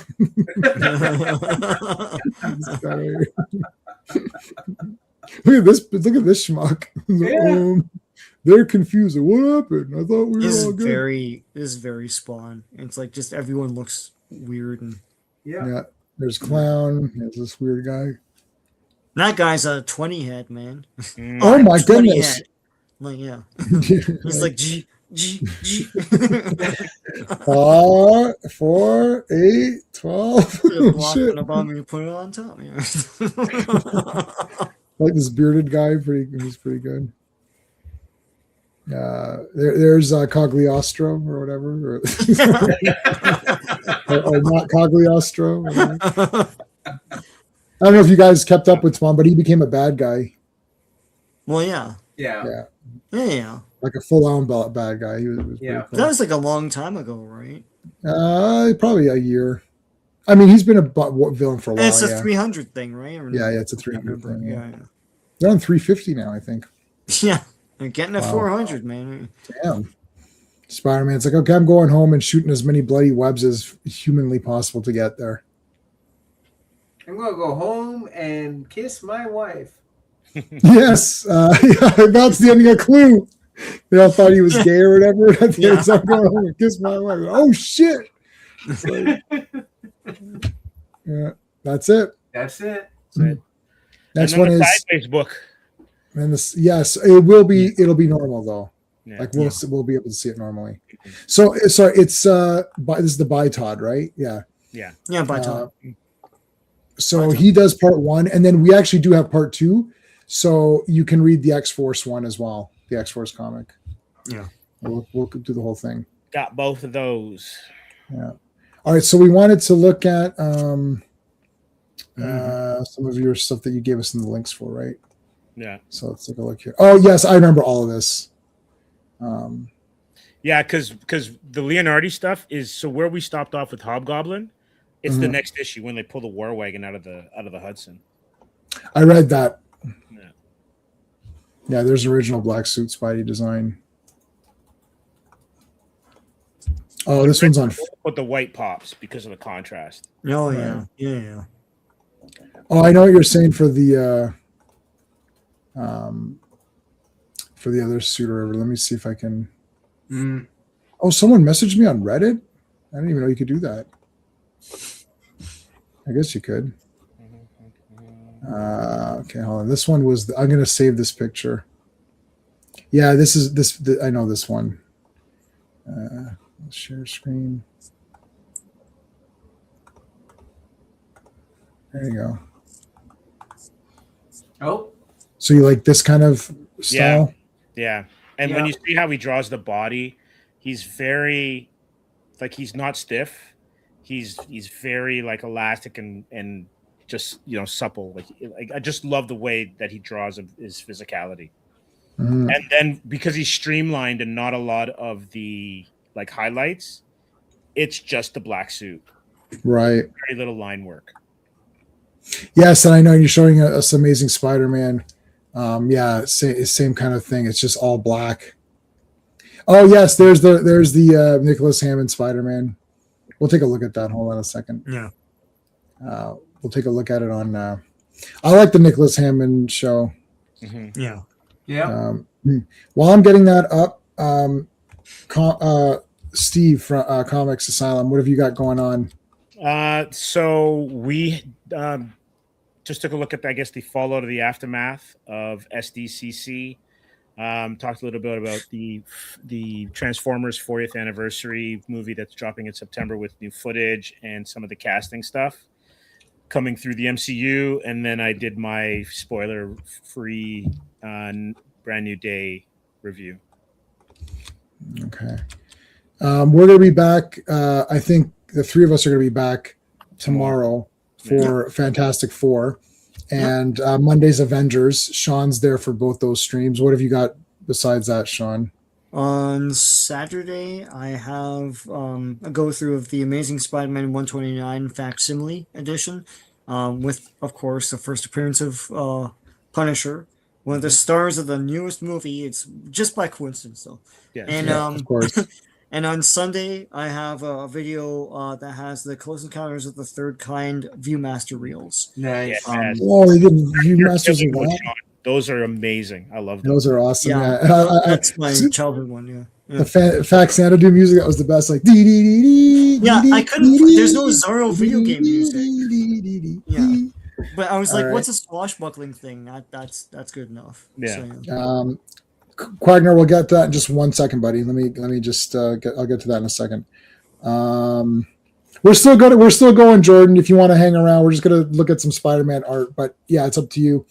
Thanks for being here. So that was us, and who else? We need Steve. Where's Steve's link? Steve, I know you got your you got stuff coming up.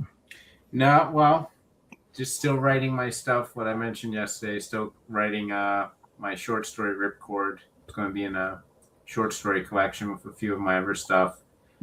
That's what I'm working on right now while I'm getting my 6th book edited. So Awesome.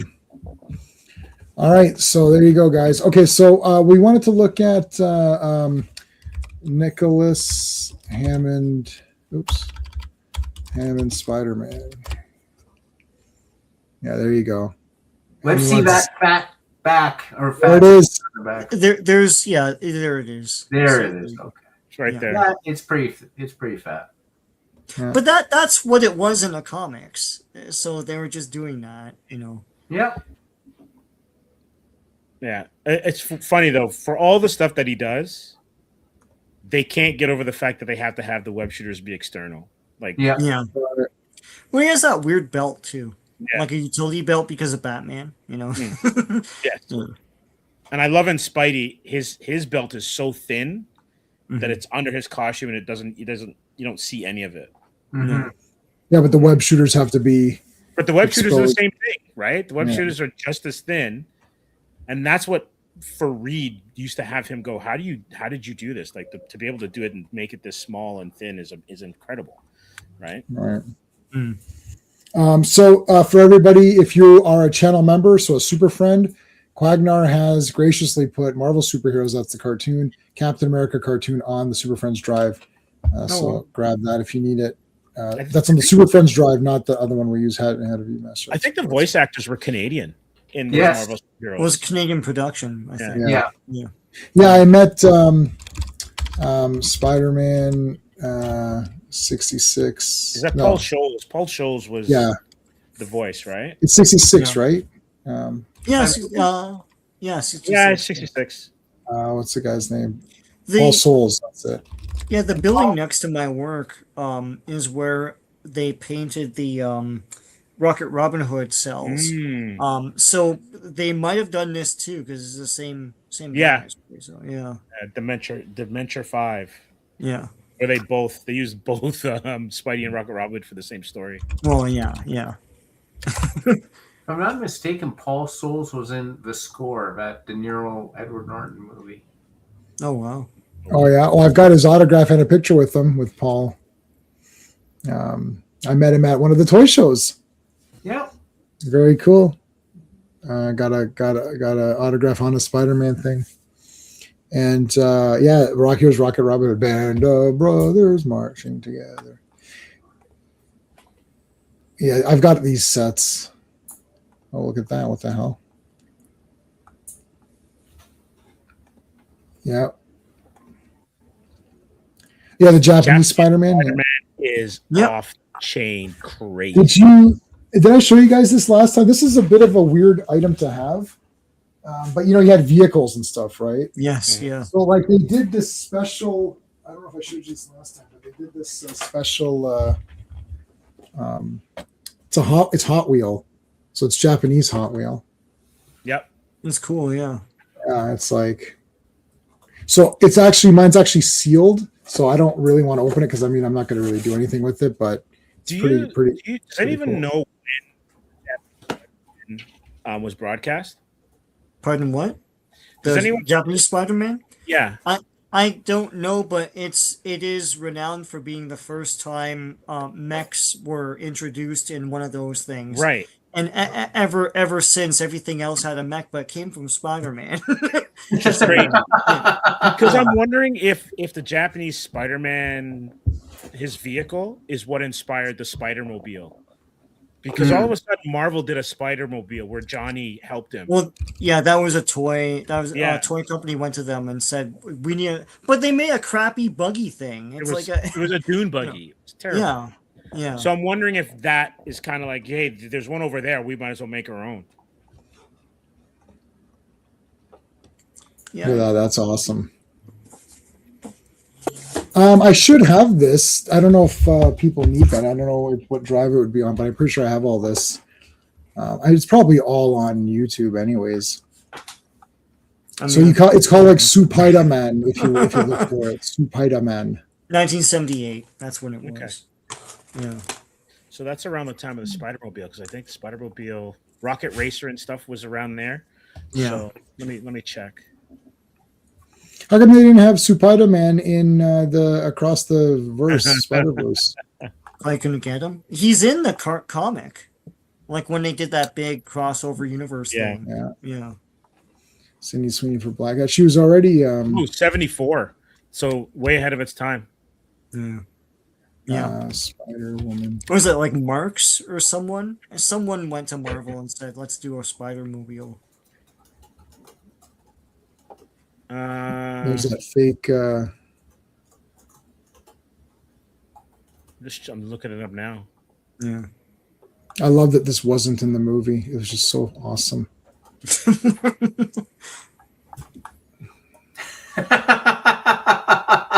Like it wasn't in the movie. I couldn't believe it. I'm like, wow, I can't believe it. It's not in the movie. This is crazy.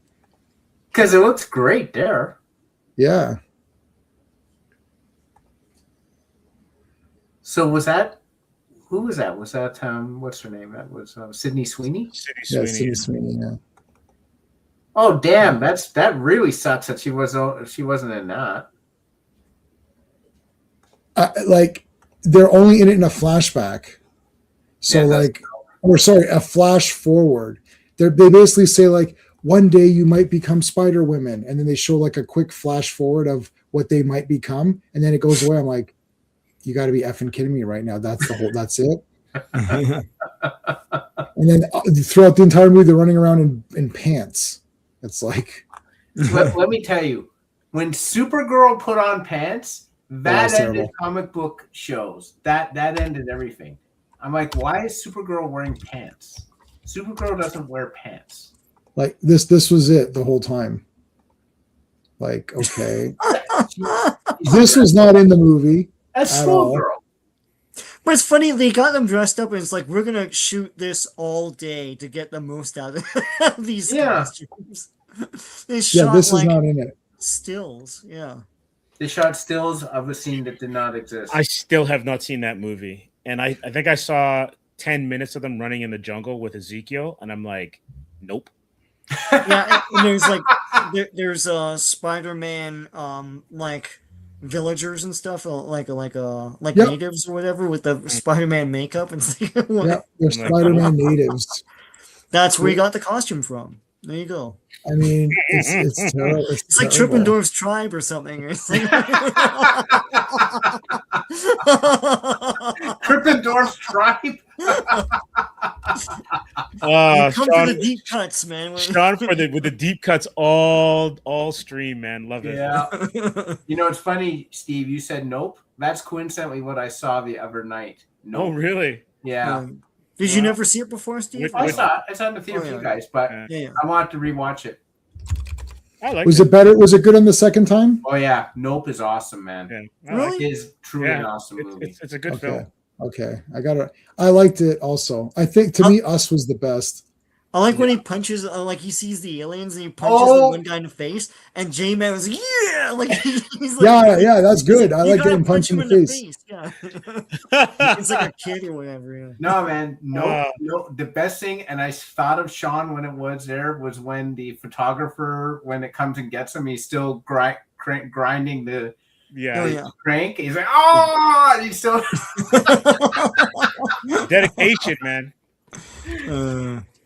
So what did the director, who is the director of Brand New Day? What else has he done? It was Dustin. Oh, I don't want to, don't look at the cast because you're going to see what the. It's, the guy who did, Shang-Chi. Yeah. I'm not a hipster. Okay, nobody cares. Yeah, Nobody it's gotta be cares. Shang-Chi. Nobody cares. He's not the director of that. Just Mercy. Wow. Oh yeah, Just Mercy. I remember this one because of Michael B. Jordan. Yeah, I saw Oh yeah. it. Wow. Well, this is this guy's only good movie. I don't know if Just Mercy's okay. Nah, not really. Yeah, you saw it, right? Yeah, I saw it. It was nothing to write home about. Oh, Wonder. Have you heard about Wonder Man? Yeah, it's canceled, right? It's canceled. Yeah. Gee, I wonder why. Imagine that. Dude, if I don't like something, it's getting canceled. I represent the mind of the people. It's like it's boring. No one cares. It's the fake Wonder Man. It was pretty good. It was surprisingly good. What is surprising? Surprisingly good is not a good review because that means you knew it was going to be shit, and then it ended up not being as shit as you thought it was going to be. It's like, but people, it's like Supergirl. People don't want to see. They don't care.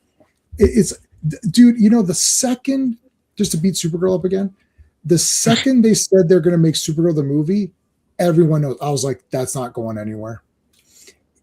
Because the other Supergirl movie was made in the height, and the voice of the voice of the angry voice. Yes, that's right. Marcus, how's it going? Now you're the real. That's the real logo. That's the real logo. You had a fake logo last night.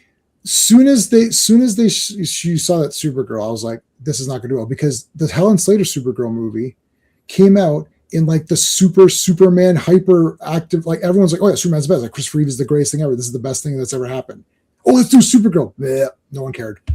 And it's not like, is it good or bad? Nobody went to go see it. Right? It's the Three Amigos. Nobody went to go see it because nobody cares about three wealthy Spanish landowners on a weekend in Manhattan. We strayed from the formula. We paid the price.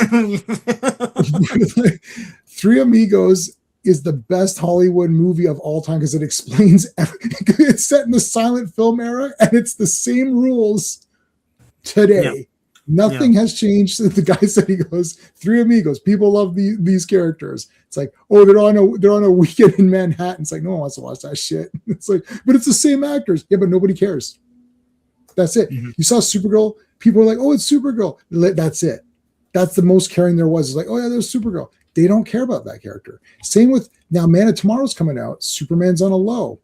So Man of Tomorrow is going to be lower than 600,000. And what we just checked Box Office Mojo.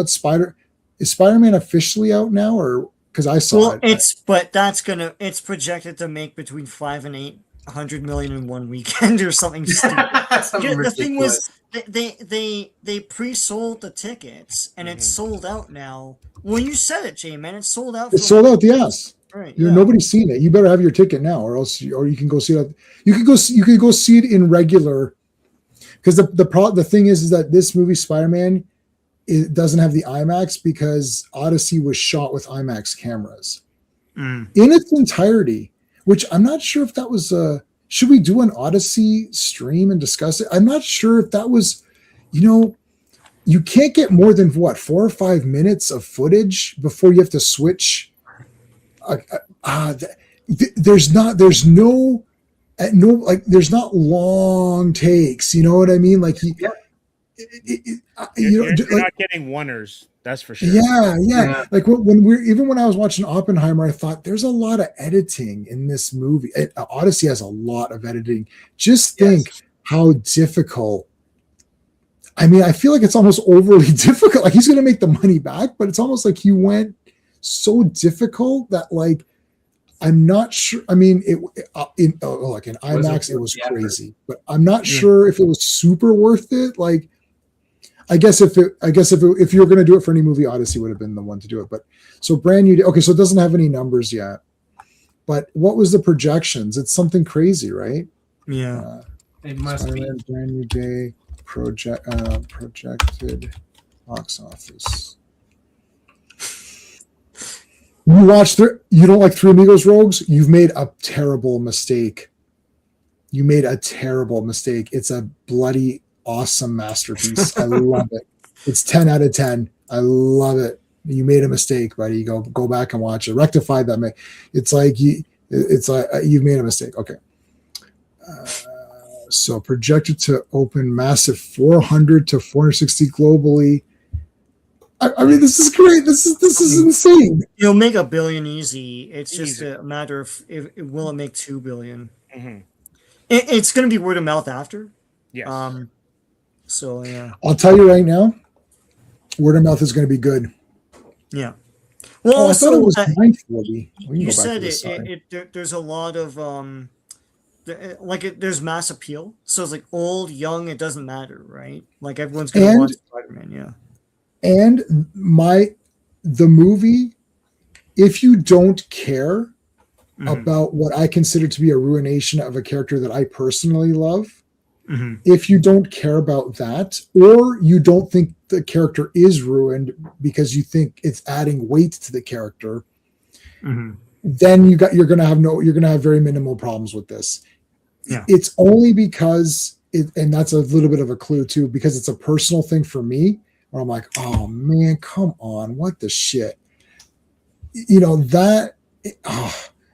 Anyways, other than that, if you don't care about that, like our friend Owen, or I'm sure John from Action Flicks, I'm sure those guys all thought, oh, this was great, and they loved it. If you don't care about that, then it's pretty cool, because it's Spider-Man being Spider-Man it's Spider-Man being Spider-Man doing Spider-Man things in the Spider-Man costume. Yep. There's going to be silly crap. There's going to be weird things. You're like, oh, that was dumb, or this scene is whatever. Like Steve was saying, oh, some of this, and there's going to be things where you're like, oh, or like, like bar for wise is here. But that's every movie nowadays. So people are just used to that stuff. There's nothing egregious. Like we're sitting there. So Steve and I saw Supergirl. We're just like, oh my God, like this is brutal. What is this dumb movie? That never happened for at least 90 minutes straight. I'm like, I would say I didn't do any of that until the third act. Yeah, third act. And not even the third act, because even when they revealed the villain, I thought, oh, this is interesting. How are they going to play this? What's going to happen? And then I was like, oh no, they're going to do this. Like, okay, this is dumb. I think for me, it was because my greatest fear was realized that I was disappointed that I was correct. Yeah. Right. And that's what changed for me. But I said, go back and check my words. As a film, it works. But if you're as you would say, J-Man, a Spider-Man normie, there's stuff in here where you're like, no way. Especially with that Rogues Gallery. Yeah. If you're a Spider-Man like fan, not a not a normie, because a normie wouldn't care. Like my wife's not going to be upset over it. She's like, oh. Wonder Man. I didn't watch Wonder Man because it's the fake Wonder Man, so that's why I didn't watch that. And it's also the fake Supergirl. Yeah. And Sean didn't finish it. Steve watched it, thought it was okay, but okay doesn't mean anything. It's okay. Like nothing happens in Wonder Man. That doesn't mean anything. Right? Okay. Mandalorian was okay, or okay. What does that mean? Yeah. I walked out. So Steven, when you walked out of Empire Strikes Back, you're like, well, Mom, that was pretty okay. No. Even Return of the Jedi, man, it's freaking awesome. I was like Star Wars for someone in the theater because she said she's younger and she knew what it was. She's like, oh, Star Wars, yeah. Because I say to her like at work, I'm like, when I'm explaining that I'm trying to convince people not to go down a road, I wave my hands in front of them and say these are not the droids you're looking for. Right. And no, people get that. People understand that comment. Right. I know where it comes from. But I was talking to her about it, and she was saying, like, oh, it was big. I'm like, no, it wasn't big. It entered the zeitgeist. It entered society. It went into mainstream culture. Like, it wasn't a movie. It was an event. It was an experience. It was life-changing for so many people. It was a cultural touchstone. Everyone, it was a secret handshake everyone had, right? Perfect way to put it, Sean. And I said, unfortunately, there's nothing I can point to nowadays for your generation that matches this. There's no cultural touchstones. Yeah. It being okay doesn't mean anything. Like I thought Ahsoka was not me. I'm saying people because I thought it was garbage, but some people thought, oh, I thought Ahsoka was pretty good. Or I thought Obi-Wan was kind of cool. There's some cool stuff in there. What does that mean? Yeah. Like there's some cool stuff. So what? There's some cool stuff in Lucky Charms cereal. Like, But they're magically delicious, James. They are Yeah, magic. I love Lucky Charms. And Rogues, I think you're wrong on this, man. You're totally wrong. I'm going for the feel of the character. If you watch my Spider-Man Brand New Day review, I gave it super high marks, very high marks, because, and Sean knows this. Everybody knows this. It's called Spider-Man, and I thought he was awesome in it. I love watching him swing around and do stuff. That's it. It's called Spider-Man. After that, we can complain about, the Punisher wasn't as good, or Hulk was misused, or this character was misused. We can talk about that. It's the Superman 3 and 4 thing. I love Superman 4.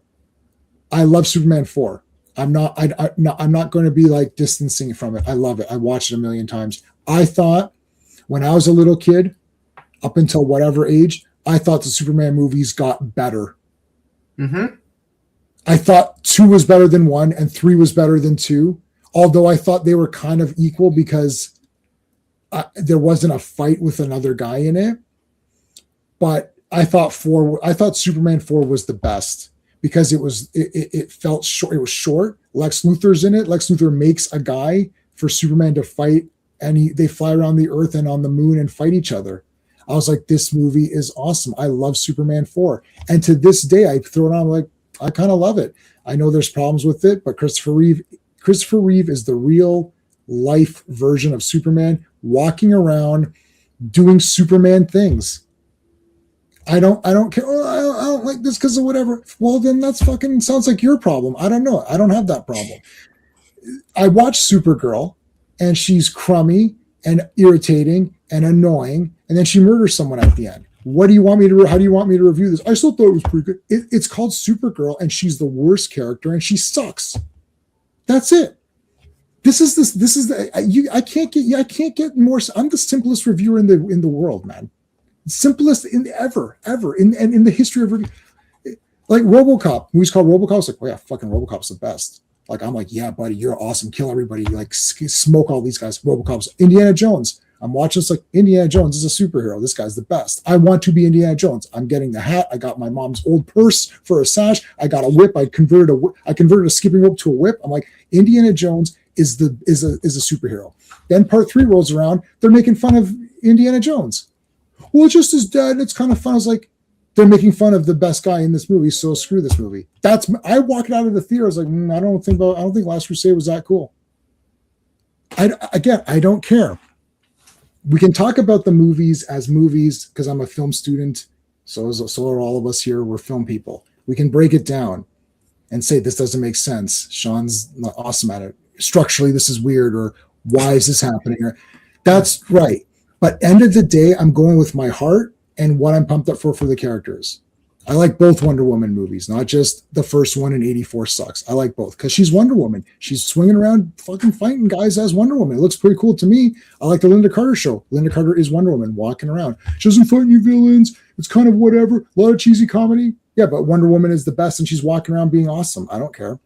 Batman 66. I didn't think it was stupid. Batman 66 is the best show of all time because it has villains too. Wonder Woman doesn't have villains. Nicholas Hammond doesn't have villains. But Batman did. So Batman is like a 10 out of 10 masterpiece. He's beating the shit out of Penguin. Then next week it's the Riddler. Then it's the Joker and Catwoman shows up. Then Mr. Freeze, and he's freezing guys with his gun. I'm like, oh shit, this is fucking awesome, man. What the shit? Oh, it's stupid and cheesy and silly and it's the fake Batman. You guys can go away. It's Batman walking around fighting guys. That's why I don't like the Batman. He's not doing anything. He's walking around and not doing anything. And then he loses in the end. I still thought it was pretty good. Batman sucked in his own movie. Even in Christian Bale didn't suck in his own movie. He wins. Like, I don't like, it's like Batman Begins. He's a ninja. He becomes a ninja. And he's fighting guys like, this is fucking awesome. He's a ninja. And he's like teleporting in shit. Like, this is wicked. He's got smoke bombs. I get it. It's long as some of the story, okay, no problem. We can talk that way. But end of the day, it's what I like. It's like Three Amigos. To me, those Three Amigos were heroes. Ghostbusters were heroes. They're literally here. At the end, the crowd's cheering for them. They go, yeah, they put their hands in the thing. Let's go. I'm watching some of the kids like, wow, they're superheroes. We played Ghostbusters. We actually played, there's 4 of us. It was me, Danny, Johnny, Vic. Each of us was a Ghostbuster. We're like, yeah, we're the Ghostbusters. They're superheroes. They're fighting the ghosts and stuff. Oh, it's funny and it's about guys running a business. That's fine. We can talk about it as a film person, but as just a guy watching, it's like, this is awesome, man. I like part 2 because they're still heroes in part 2. After that, they're not superheroes. They're trying to make it like it's a big thing. That's it. It's very easy. I'm the easiest reviewer of all time. If I like the main person and that's who we're following, then that's it. That's all I need. When I don't get that, like in Supergirl or Black Panther or the Eternals, you have like 7 Eternals or whatever. I don't know how many there are. They all sucked. Couldn't Icarus at least be a hero? What the shit, guys? Yeah. It's 3 hours. You're sitting there. It's like, what am I watching? What is this? Oh, we don't want to act and we don't want to do anything. It's like, oh, that's exciting. I can't wait to see the Eternals not interfere. Like, okay. And then the one guy's like, oh, I hate humanity. But you like lived here and like yeah, you're like, okay, why do you hate humanity? Oh, because the script needs some Eternals to be bad. Okay. It's like, any of these crummy ones. Shang-Chi, which I thought was a fun movie, but you look back at it, it's like he doesn't do anything. He's also whiny. So it's like all of these guys are whiny. They all end up being whiny. Do you know about the tragic hero? No, what's that? What's a hero and what's the word tragic? I don't know what that means. There's hubris, but yeah. Yeah. Well, that's a post-respect, so. Right. You love as a kid, I loved the Christopher Reeve movies as well. It's an alien story. It's not the DCU. As a kid, I loved the DC movie. It's not in the DCU. I don't know what you're saying. Somebody has an adult alien story. DC. What's DCU? Is that James Gunn? I don't know the differences between these things. They're calling it that. I don't know what Rogues means with that. Does DCU, is that James Gunn's got? What's the Zack Snyder one called? DCEU. EU. So the DCU is Gun? What's DCEU? Expanded? Expanded universe. Expanded universe. That's James Gunn. Well, they couldn't call it. I'm sorry, that's Zack Snyder. That was the problem. Snyder. Yeah. Who's going to speak up? I speak up against myself. That's right. Yeah. So DCEU is expanded universe, and the other one is DC Universe. Right. That's James Gunn. So which movies are part of James Gunn's thing? It was Superman, Supergirl, the next one, and all the TV stuff they've done. So, Creature Commandos. Yeah. Season 2 of John Cena stuff. The John Cena thing. So Superman, Supergirl, Clayface. Clayface. And Brave and Bold is never going to happen. That's not going to happen. Swamp Thing? Was there a Swamp Thing? They wanted to do a Swamp Thing. They wanted to do it, but no. Yeah. But not the Swamp Thing that it came out, right? Not that show that was just out. No. That was. I thought that was kind of cool. That was cool. They ran out of money and they didn't get to do a season 2. So oh, that's where they blamed the tax cuts or something. They blamed the tax cut in Florida or something. Okay. Teen Titans, yeah, okay. So Creature Commandos. Did anyone watch this? No. What, Creature Commandos? Yeah. I did the animated one, right? Yeah. I watched it. Yeah. Would you think it was good? Rogues, Marcus, who else is here? Right. You guys did any of you guys watch it? It's so you thought it was okay? It's okay. Like it's definitely the Gunverse for sure. Super in the world, I see. Oh, I understand what you're saying now, Rogues. Yes, that is true. Well, back then they didn't cross these guys over. That was not really. I think people have a good like. I mean, if I would have seen like, I think when Daredevil was Thor was the first to show up in the Incredible Hulk TV series, and we were pretty like shocked. Yeah, like that was like holy shit. Like, well, because live action they never did that. Cartoons they do that occasionally, but yeah. Wait, Peacemaker season 2. Yeah, so season 1 is not part of it. Season 2 crossed them over into this new universe. Yeah. Oh, I didn't watch season 2. Lasted 10 minutes. I'm like, no, I can't. Goodbye. Oh, are they doing Okay. a Waller? Amanda Waller. That character makes me laugh. No, I don't think this is happening. No, that's not happening. And this is Paradise Paradise Lost Lost is isn't gonna be happening. the They literally are Wonder not doing Woman any of this stuff. prequel. Yeah. No. It will end after Lanterns. Yeah. So Lanterns. Okay. So I mean, Superman is crummy. Supergirl is just like the worst. Clayface looks kind of cool, but what does it have to do with anything? Yeah. It's just a weird. It's weird to have it. Man of Tomorrow, that Superman 2, that'll be shit. Brave and the Bold is none of this will happen. This will not happen. I'm okay with DC being an entertainment brand. It doesn't have to just be the DC universe superheroes. It can also be horror. They have things that Why can don't they stand do alone. Vertigo? Go to Vertigo. Do the Vertigo stuff. Yeah, Vertigo. has You can have ones. an anthology series, House of Secrets. You can have a whole True Blood type of show called I Vampire. That was cool. You could do all of that. You could do OMAC as a science fiction thing. Yeah. It's like you can do all of that, and you can also have your Supermans and Batmans and all that stuff. But it could be an entertainment brand. You could have a new irreverent Sugar and Spike, for kids. Like DC had all sorts of things that could stand alone and for everyone. And that's what they could have done with this. Instead, they paint themselves into a corner with it's DC universe superhero movies and they're all connected. So when something like Clayface comes out, it's like, well, how the hell is this connected to Superman? What are you talking about? And they don't have that Marvel brand. Look, I know MCU is brutal, but Spider-Man, I mean, again, superhero fatigue. There's no fatigue. People were pretty excited. A lot of people had those cups and those popcorn bucket.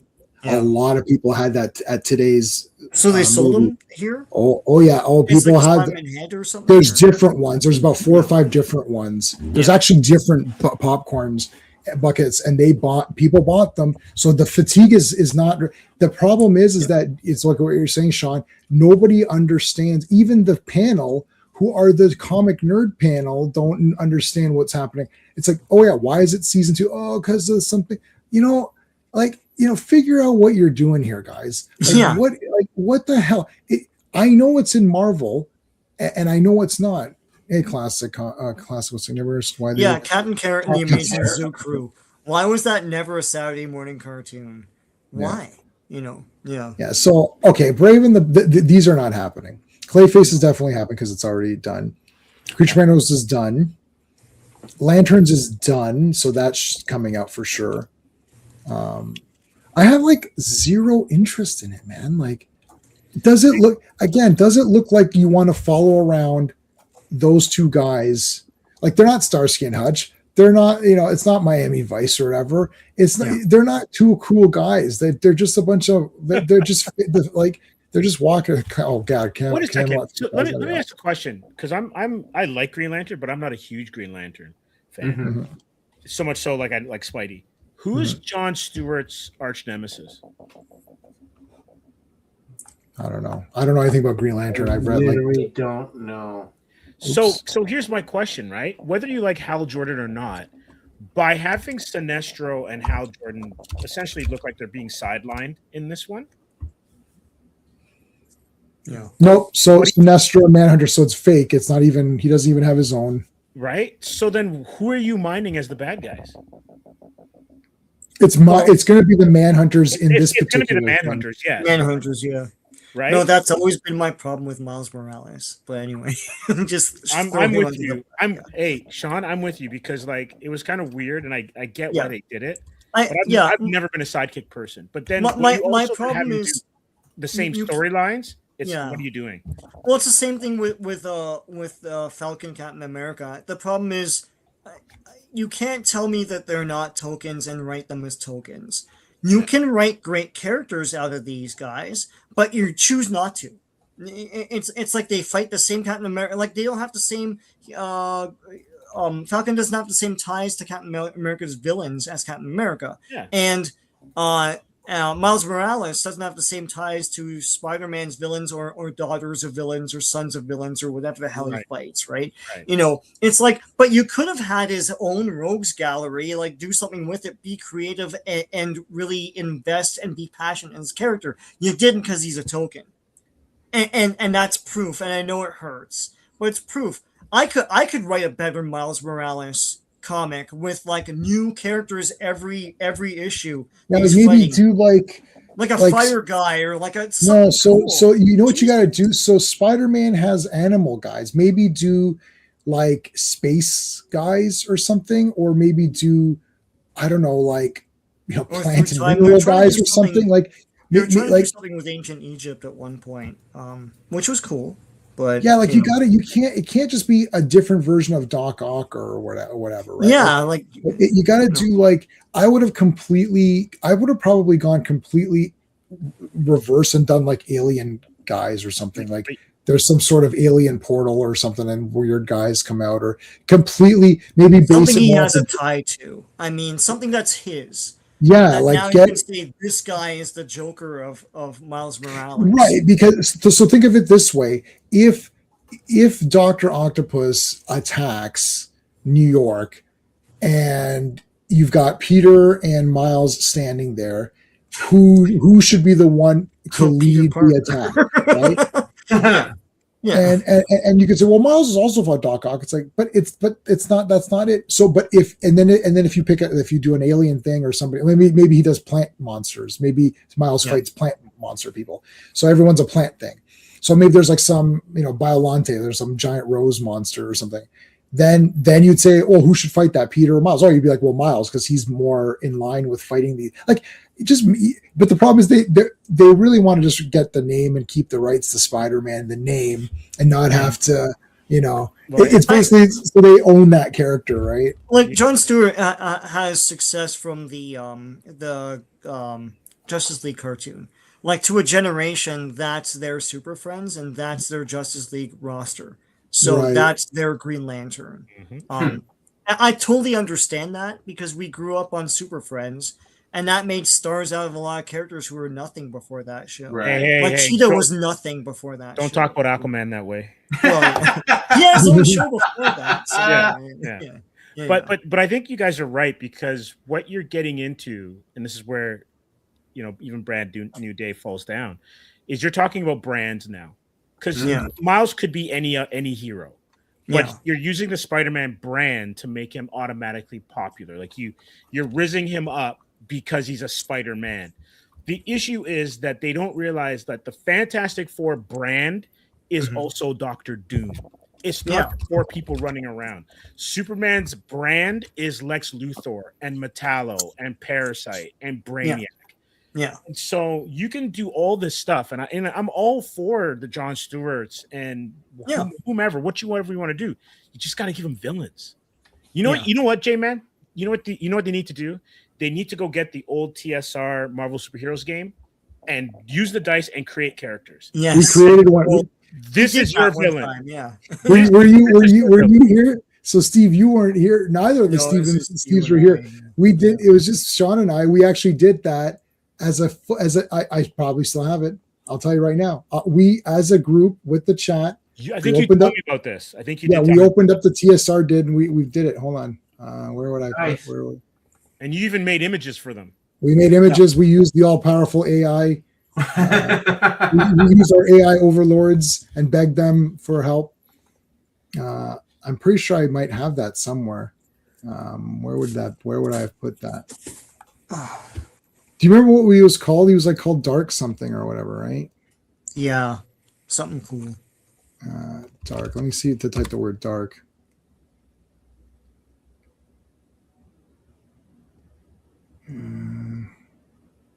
Dark, no. Damn, I thought it was dark something. Is anyone here on this chat happen to be here that day when we created that together? I do remember you guys showing me it and showing me his stats. Yeah. Yeah, we created a character. He used dark energy. It's like he used dark dimension energy or something. Or antimatter or something along those lines. Where would I have put that? Would I put it here? No.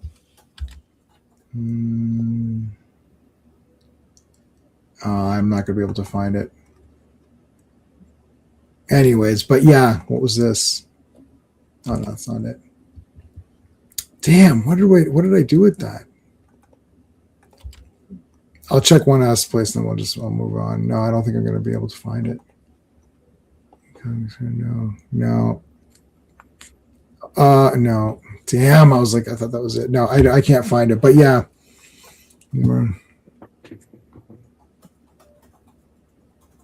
That's true classic, but then that's when you become like the Celestial and you just manipulate stuff. No, but what we did for that classic, I don't know if I guess you weren't there for that. What we did was we rolled it up randomly, but then we sort of tried to make it make sense. Like, it's like, okay, if we got something, because we did get like, he has claws or something. We come out. So it's like, but we remove the claws and we change it to knives. Like, he's got throwing knives. Like, you know what I mean? Like, we kind of tweaked.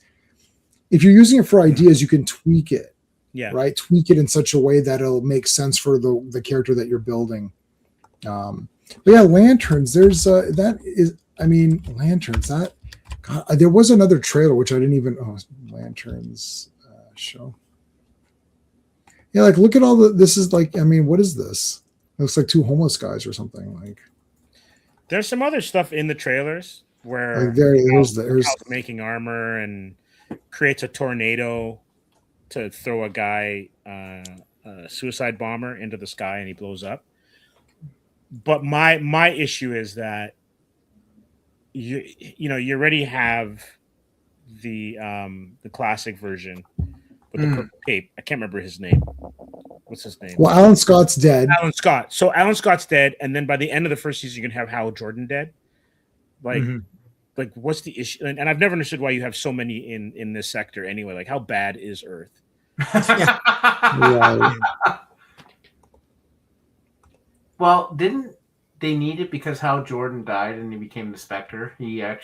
But I don't. Yeah, but that's lots of years of comics. That's right? Kyle Rayner, no? So there's Kyle, there's Jessica Cruz, Guy Gardner. Yeah, Guy Gardner. John Stewart. So, like, this is the baddest planet out there, man. This is like Tombstone of space. It's crazy. Yeah, I don't understand what they're doing, man. Like, Man of Tomorrow is going to underperform. Yeah. And then and then that'll be it. And like, yeah.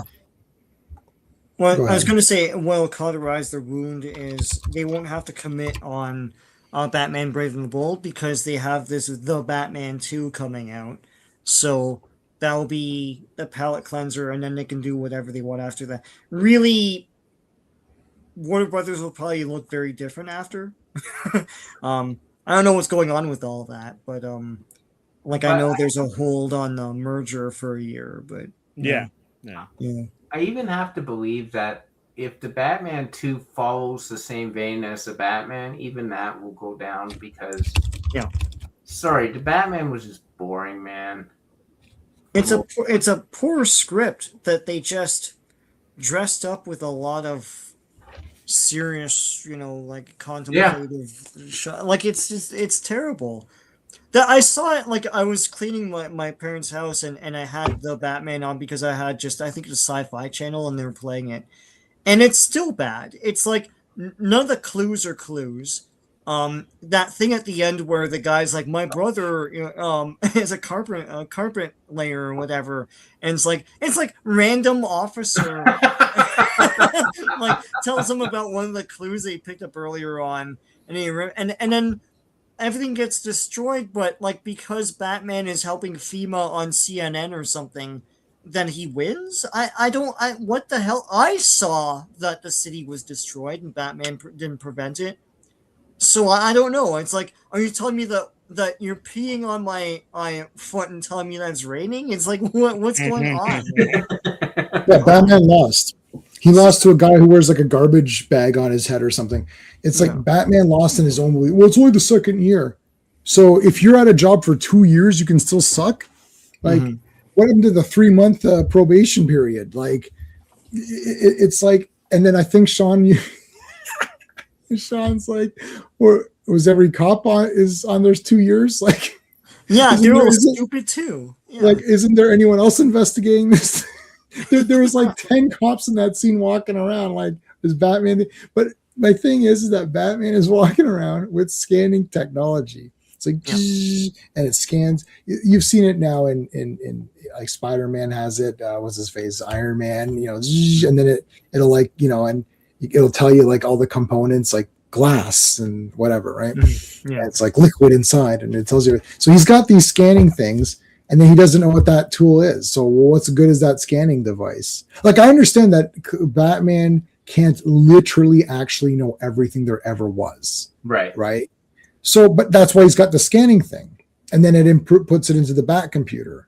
So I'm pretty sure that ChatGPT, if I took a photo and put it on there, well, it'll know what a thing is. You're telling me his system is worse than what is like a free online AI? Like, I mean, it's stupid shit. Yeah. And then he's not a ninja. He is in the Batman costume a lot, walking around. So I kind of think that's cool. He's solving them. It's sort of like they took. This is the back rooms explanation of the. This came up on our back room stream where it's like explain to someone how to draw a dog who's never seen or heard of a dog, right? So it's like yeah, I know what Batman is. Right. Yeah. Okay. So what do you guys want? Well, we want him to be in the costume a lot because we like to see Batman doing stuff. He's very cool. Okay. Yeah. We'll give you that. Well, we want it to be, a mystery. Like he's a detective. How come you guys never do any good mysteries? Okay. We'll do a mystery. Right. It's like, okay, well, we don't want that. The Bat tank, that was cool, but it's a bit much. Right. So it's a little much. Okay. We'll make it more like a car sleek again. Okay, cool. And, we want the Bat cave. Yep. We'll give you the Bat cave. Maybe Alfred could be a bit more proactive. Okay, yeah, we'll do all that. And then it all sucked. It's like, well, you didn't tell us you had to make it good. It's like, oh yeah, I guess so. I guess we forgot to tell you that it needs to actually be a cool movie.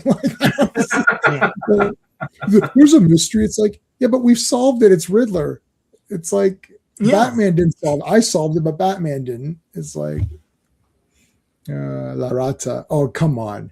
So and Classic said, Penguin knew that was the rat. But like, did they not chase him through that highway and kill like 20 people to get that information or something? I don't know. I feel like anytime Batman, right in front of you, it's just a bad screenplay. But anyway, it's like, everybody knows.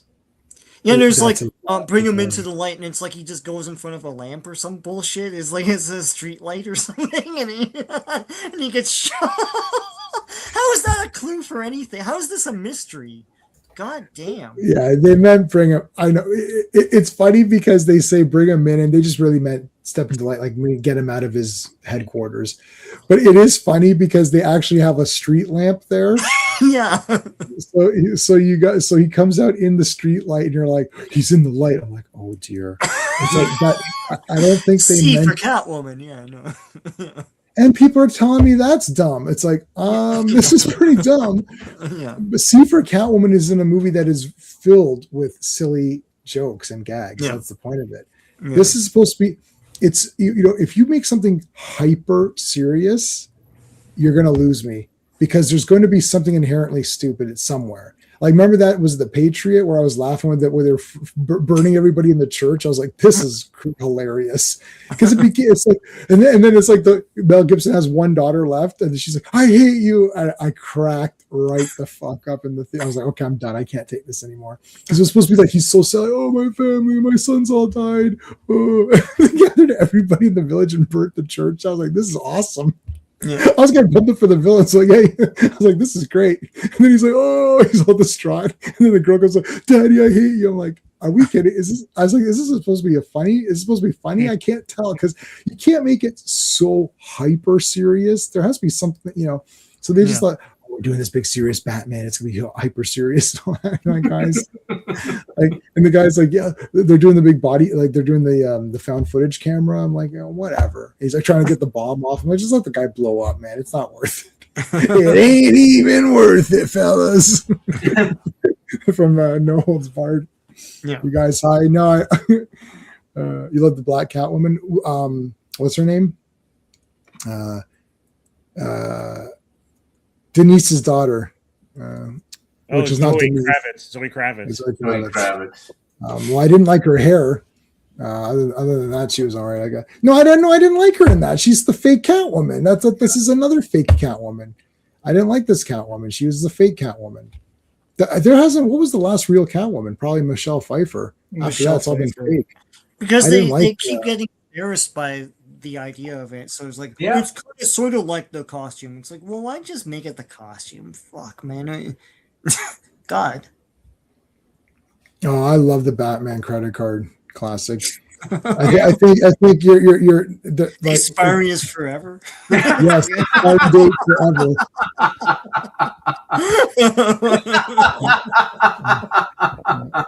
Too good. And I laughed my ass off in the theater too. Yeah. What do you? I didn't say Eartha Kitt was the fake Catwoman. I said the last good Catwoman was Michelle Pfeiffer. Eartha Kitt was definitely before Michelle Pfeiffer. I'm going in order, buddy. I didn't say Eartha Kitt was the fake Catwoman. I like the three Catwomen from the Adam West show, and I don't mind Halle Berry Halle Berry is the fake Catwoman because she's not Selena. She's Patience Phillips is the name. I remember that. Mm-hmm. And in that movie, she actually held up a picture of Michelle Pfeiffer, so she's the fake Catwoman. But they're saying she's the fake Catwoman. But Michelle Pfeiffer was the last. I don't know. I don't understand what you're talking about.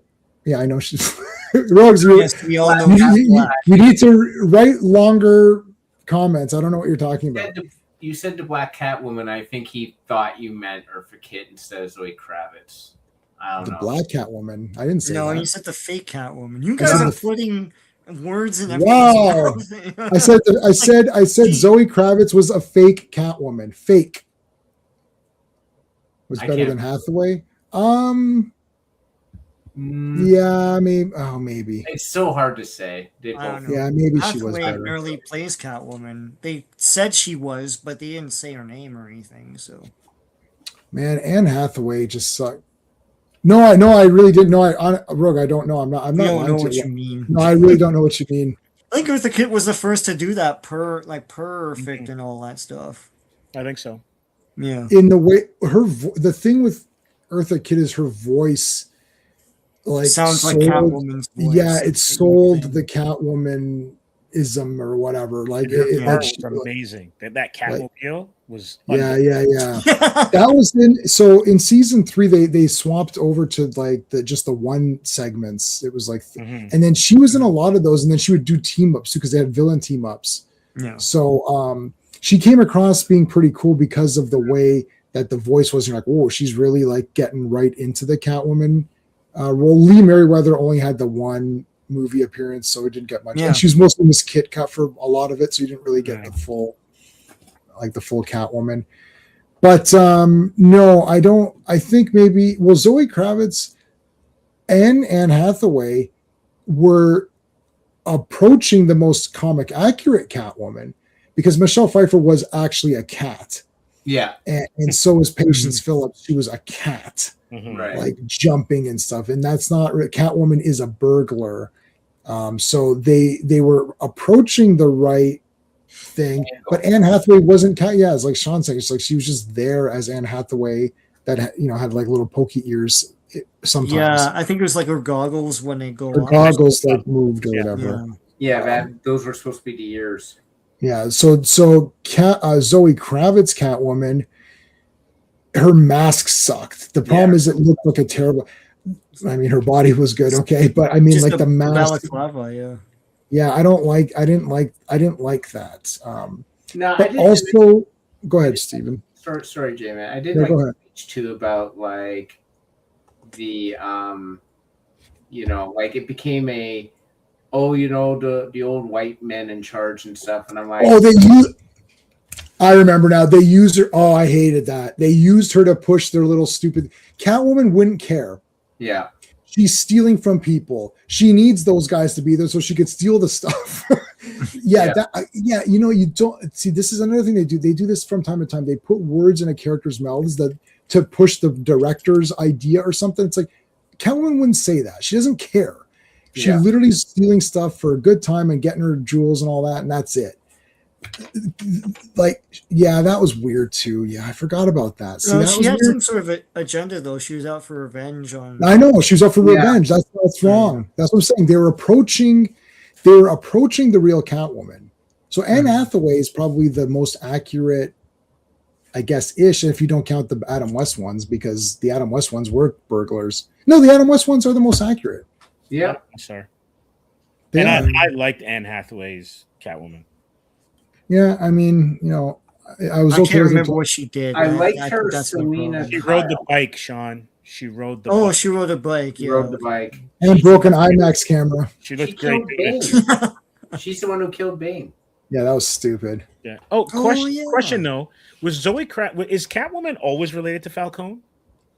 No. I Or don't is it know. only this No. is my problem with the Batman, which is my problem with a lot of these movies, is that everyone has to be related. Yep. Yeah. So like I'm dating the mobster's daughter, and then my arch villain in the same movie, we're in the same orphanage. Like, come on. Yeah, that's How stupid. big is Gotham? Well- You tell me that Gotham is a town of like 1,200. That was I want to correct myself. It's Anne Hathaway's stunt double that broke the camera. Okay. So I apologize to Anne Hathaway. Go ahead, Stephen. Steven. Yeah, I actually agree, Steven. That was the thing that killed me about the Sandman in Spider-Man. Oh, that was brutal. Yeah. Killed Yeah. Uncle Ben, and I'm like, seriously? Mhm. Like, we don't every like that was starting to be like Green Goblin was a proper villain in Spider-Man 1. And then in Spider-Man 2, Dr. Octopus was a little bit more sympathetic. He had the accent. Okay, fine. That was from the comics. But then making Sandman sort of a sympathetic character too, I was kind of like, like Sandman wasn't sympathetic to me. Yes, he became a good guy for a while, but like he didn't really. He was just in it because he was like he wanted money and he wanted this was the easiest way to get. It was the old cliche of why a criminal turns to a criminal act or background. So I didn't like that at all when he killed Uncle Ben. It's just trying to add heat where it's like Spider-Man, he's a villain, Spider-Man's a good guy. That's all the heat you need. Why do we need this backstory? Like, Yeah. okay, so let's take the Western, right? You can't get better good and evil. Mhm. Yeah. The gunslinger that comes into town did not go to primary school with the guy shooting at the street, Right. Yeah. That's true. right? And Yeah. you love the showdown at the end, right? Like, because basically these are all revenge flicks to a certain extent. So you're either seeking justice for society or for somebody, and Yeah. it's not always a personal vendetta because that's a different kind of revenge flick, Yeah. right? That's Charles Bronson type stuff, Yep. right? And so when your superhero is intrinsically tied to every single adversary, it just doesn't work. It doesn't work at all. And like I actually that bothered me a lot in Spider-Man 3 when they went to great pains about retconning it that it was the Sandman who shot Uncle Ben. I'm like, this is unnecessary. Yeah.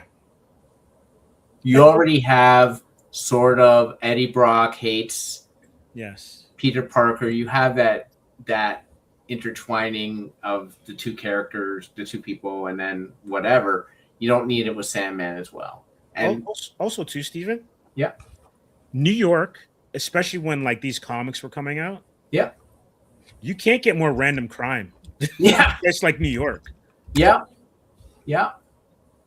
you're absolutely right, Steve. And like I feel that even in the McFarlane comics, like when they are in New York, it talks about like New York. I remember in the 80s, especially had a bad trash problem, right? There was it was a lot of rats around and stuff like that. And you sort of feel like this sort of like dilapidated part of New York is where Todd McFarlane concentrated his work and his art in that his Spider-Man series. And I feel like I remember growing up hearing New York was just a dangerous place and you didn't want to go out after dark and all this stuff. So I could completely believe it's just random acts of violence. Mm-hmm. By the way, that's my title of my second book. So cheap. That is a good title. But like nice plug. nice. I worked that in ingeniously, didn't I? But like, yeah, I don't need that. Like, I feel like he already had personal connections with the first two villains. And it didn't need to be for the third villain, especially when he had it with Venom.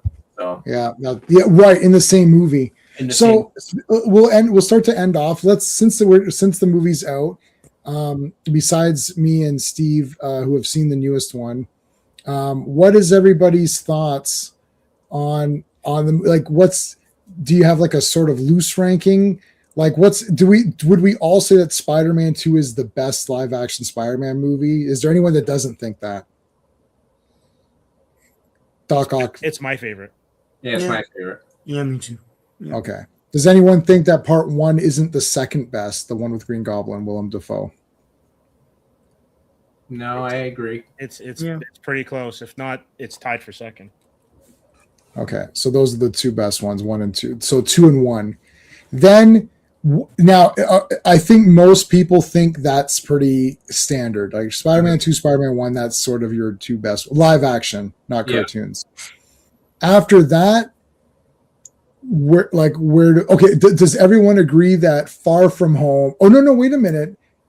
I don't know if everyone would agree. No, see, now we're gonna get it. Maybe we should do a ranking. We should do a tier ranking of the costumes, and we should do the villains and stuff, because that might be really fun.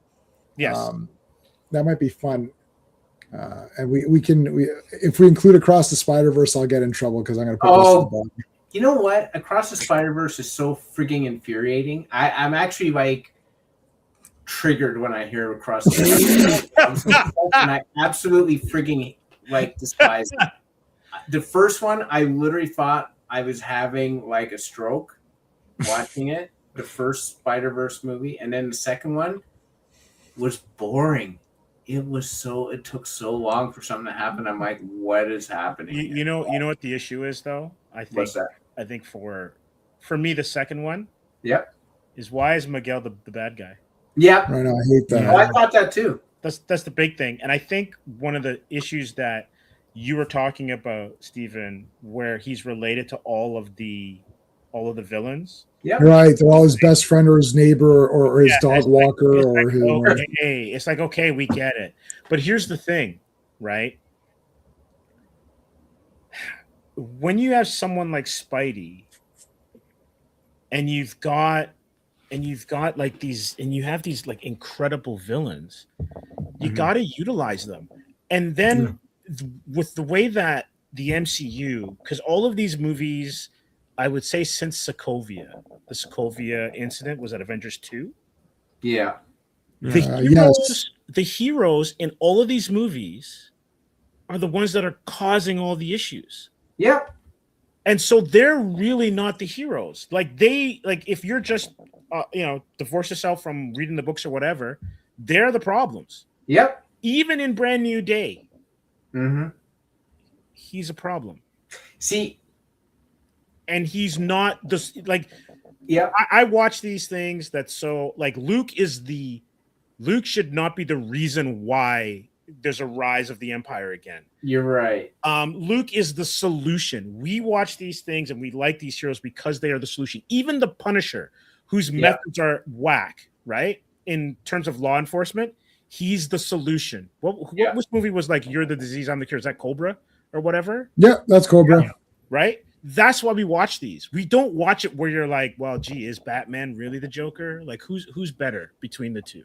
Yeah, you know, Steve, it's interesting you bring it up because there was this comic, I forget which one I read, but this is a theme I've seen a lot. And when I see this, I'm like, the writer clearly has run out of ideas, and they sit there and they try and draw this parallel that the Joker would not exist without Batman, and Two-Face wouldn't exist without Batman, and all these characters, like almost this thought process that the villains have to get superpowered to take on the hero.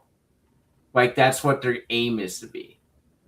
Right? And I'm sitting there saying, I don't buy that. I think that would the Joker not exist without Batman in some way?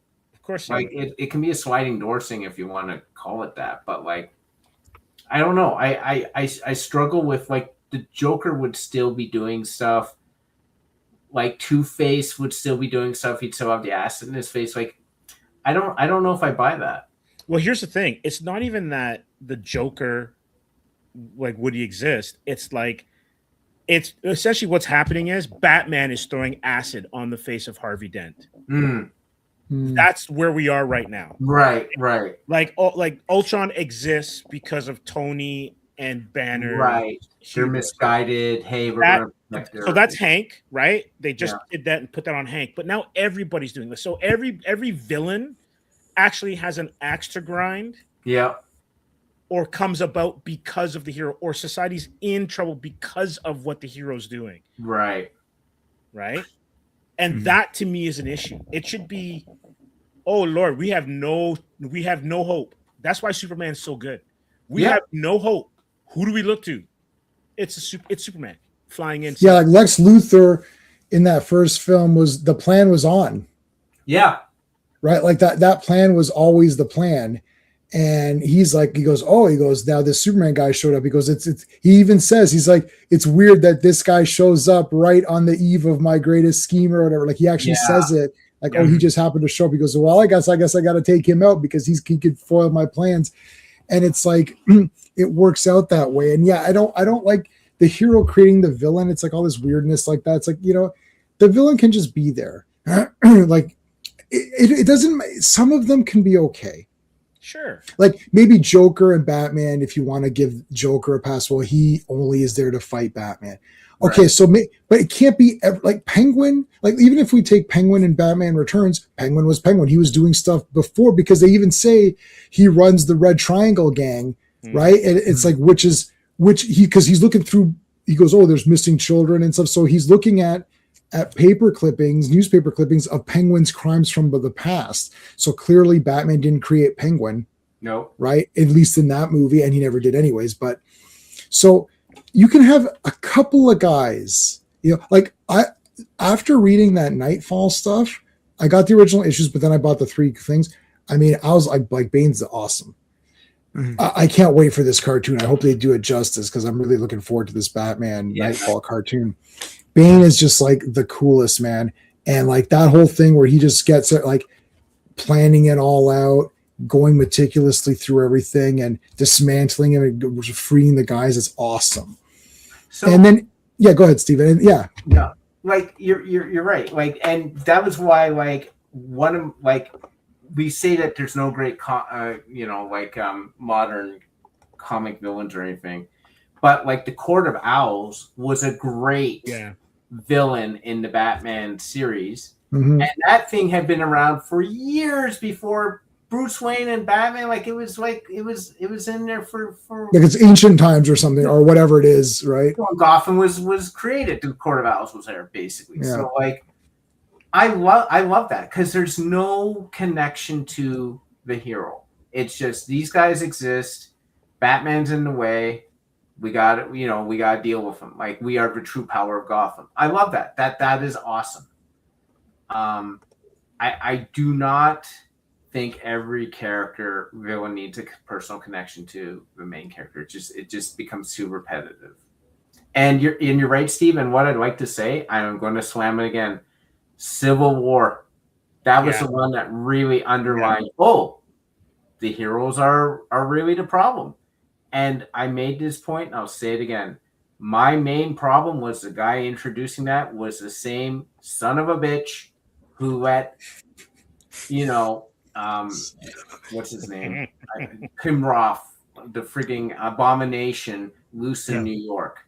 Same. Yeah, where's he should have flicked to his own thing. Yeah. Oh, here's Abomination destroying stuff. Well, that was my bad. Sorry. Yeah, well, how come that wasn't in that slide package? Yeah. Yeah, exactly, Jamie. Like that was my thing. And then like Iron Man is not swayed by Congress, but he's swayed by some random woman at an elevator. Yeah, like, that was weird. No, it's just bad. Yeah, and Rogues, you're right. He is the fake Spider-Man. You answered your own question. I don't know if you're trying to say that because he's a different race, that's why we're saying it's the fake. That is not why we're saying it's the fake. Because Pattinson, that's the fake Batman. So there's a lot of fake people, like the fake Namor, like the fake, race doesn't have anything to do with. I can assure you of that. It certainly doesn't have anything to do with anything. If that's what you were saying before with saying Eartha Kitt or whatever, it's like that is not it at all. He is the fake spy. He's the fake Spider-Man because he's. You know how I know he's the fake Spider-Man? Because they have to keep saying Miles Morales. Because if they say Spider-Man, you'll think of the other guy. Like Batman. Oh, that's Bruce Wayne. Oh, but there's a few issues where Robin played Batman. And then you just say it's Robin. Like it's still Robin, yeah. Yeah, like think about it though, right? It's a great point. Bruce is Batman. Robin never became, like Dick Grayson never became Batman. No. Concurrently with Bruce. Yeah. Right? He filled in for him. Yeah. Every subsequent Robin has then either been a Robin or something else. Right. Right? Nightwing, you can argue that Dick Grayson is more Nightwing now than he's ever been Robin. Yeah. Because he's probably been Nightwing almost as long as he was Robin. Yes. Longer at this point. At this point, right? 1982 to 2026, right? And so once you have, and this is always my problem with DC and the sidekicks, and you're finding it now, is it's all great when you first start, but then does Barry Allen have to step aside for Wally West? Right. Does Hal Jordan have to step aside for John Stewart? Right. And I have a good buddy of mine, Arnold Trinidad, who loves Kyle Rayner. He is not a Jordan or a Stewart fan.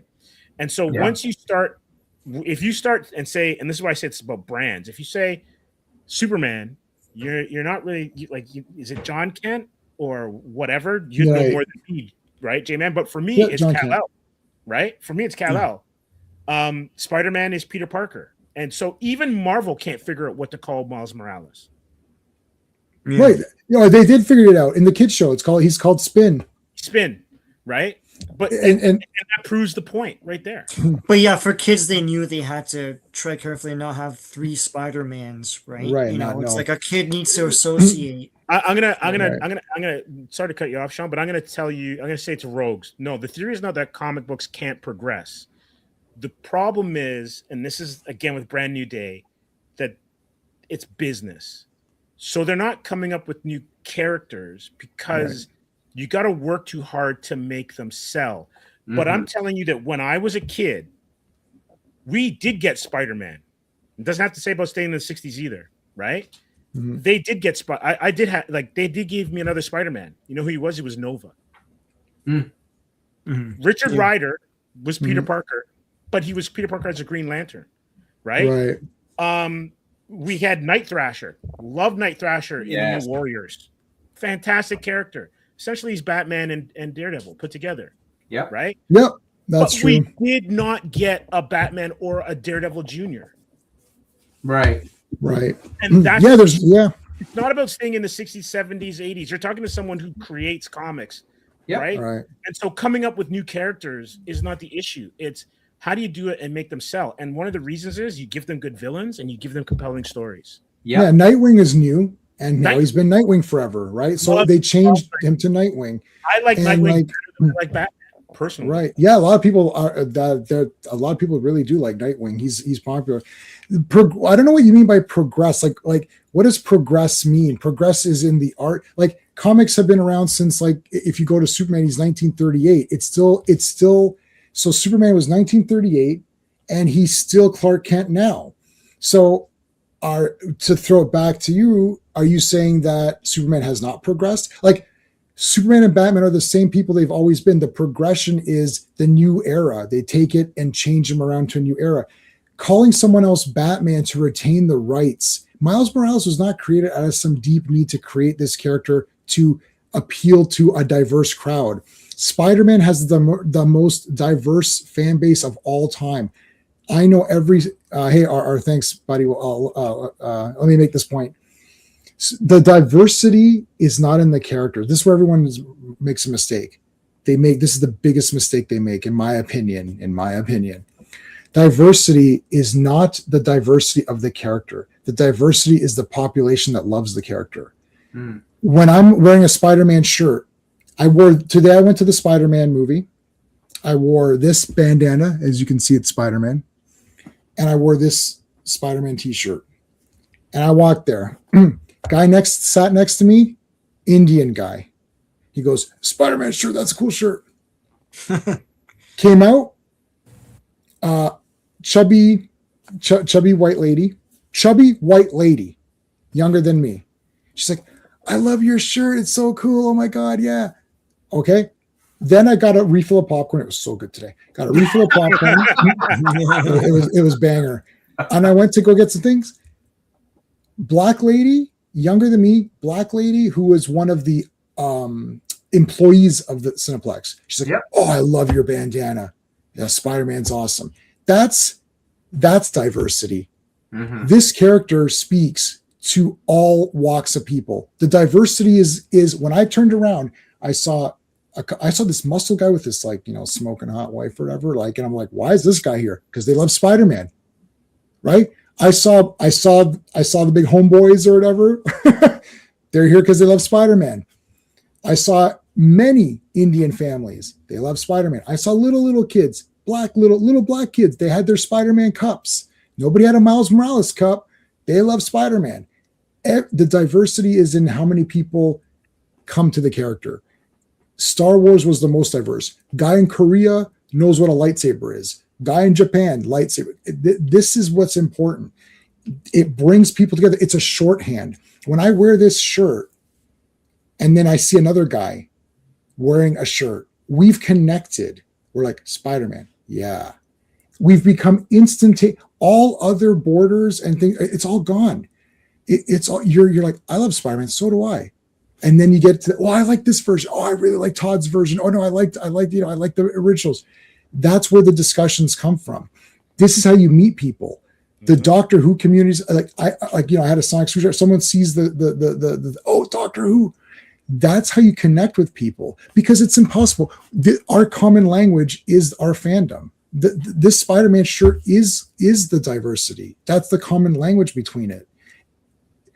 I've connected with 3 people, and the reason I gave you their weights and ages and race is because I want you to see that how complete. And look at me, I'm super white, and I'm a tall guy, and they're not scared of me. Or like, Spider-Man, I love your shirt, man. I love your shirt, and I love your tattoos a lot. There have been times I cannot get to my seat. Oh man, who else do you got? Oh, I love this. Like, this is the diversity, man.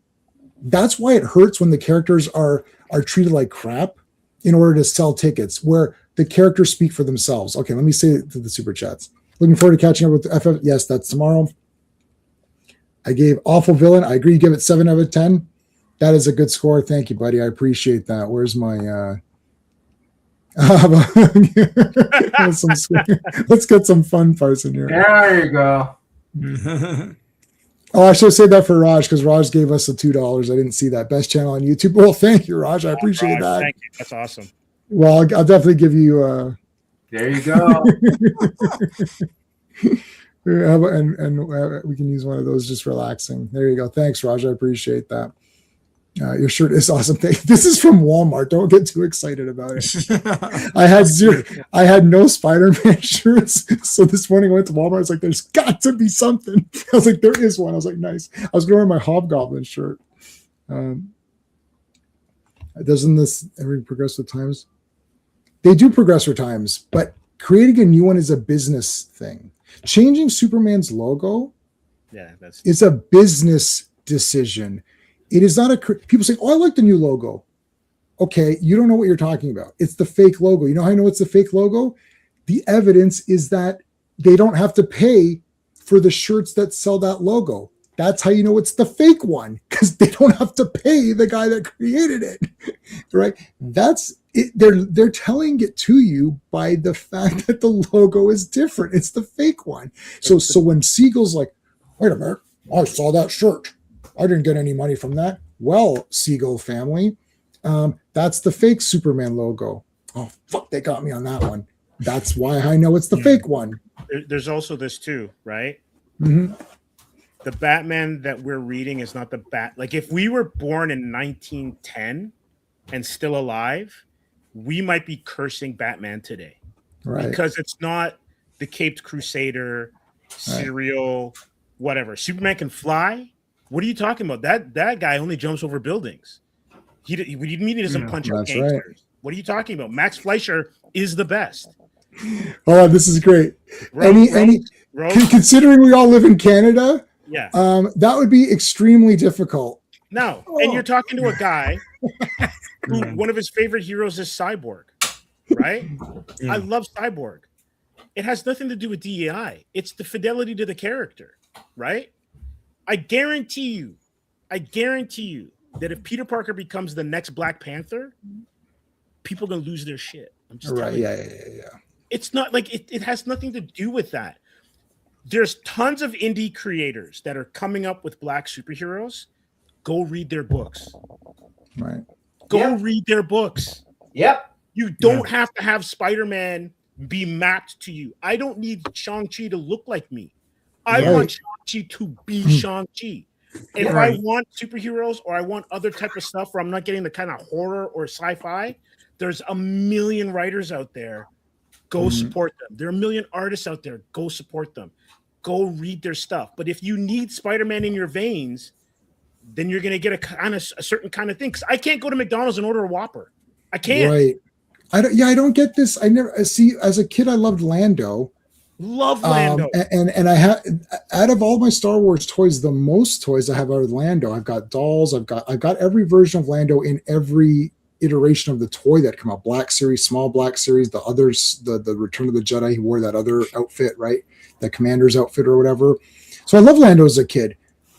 My grandfather, nobody said, "Oh, why do you like the black character?" Like nobody said that. It's like I like him because he looks cool. I love Mr. T. We all of us here grew up loving Mr. T.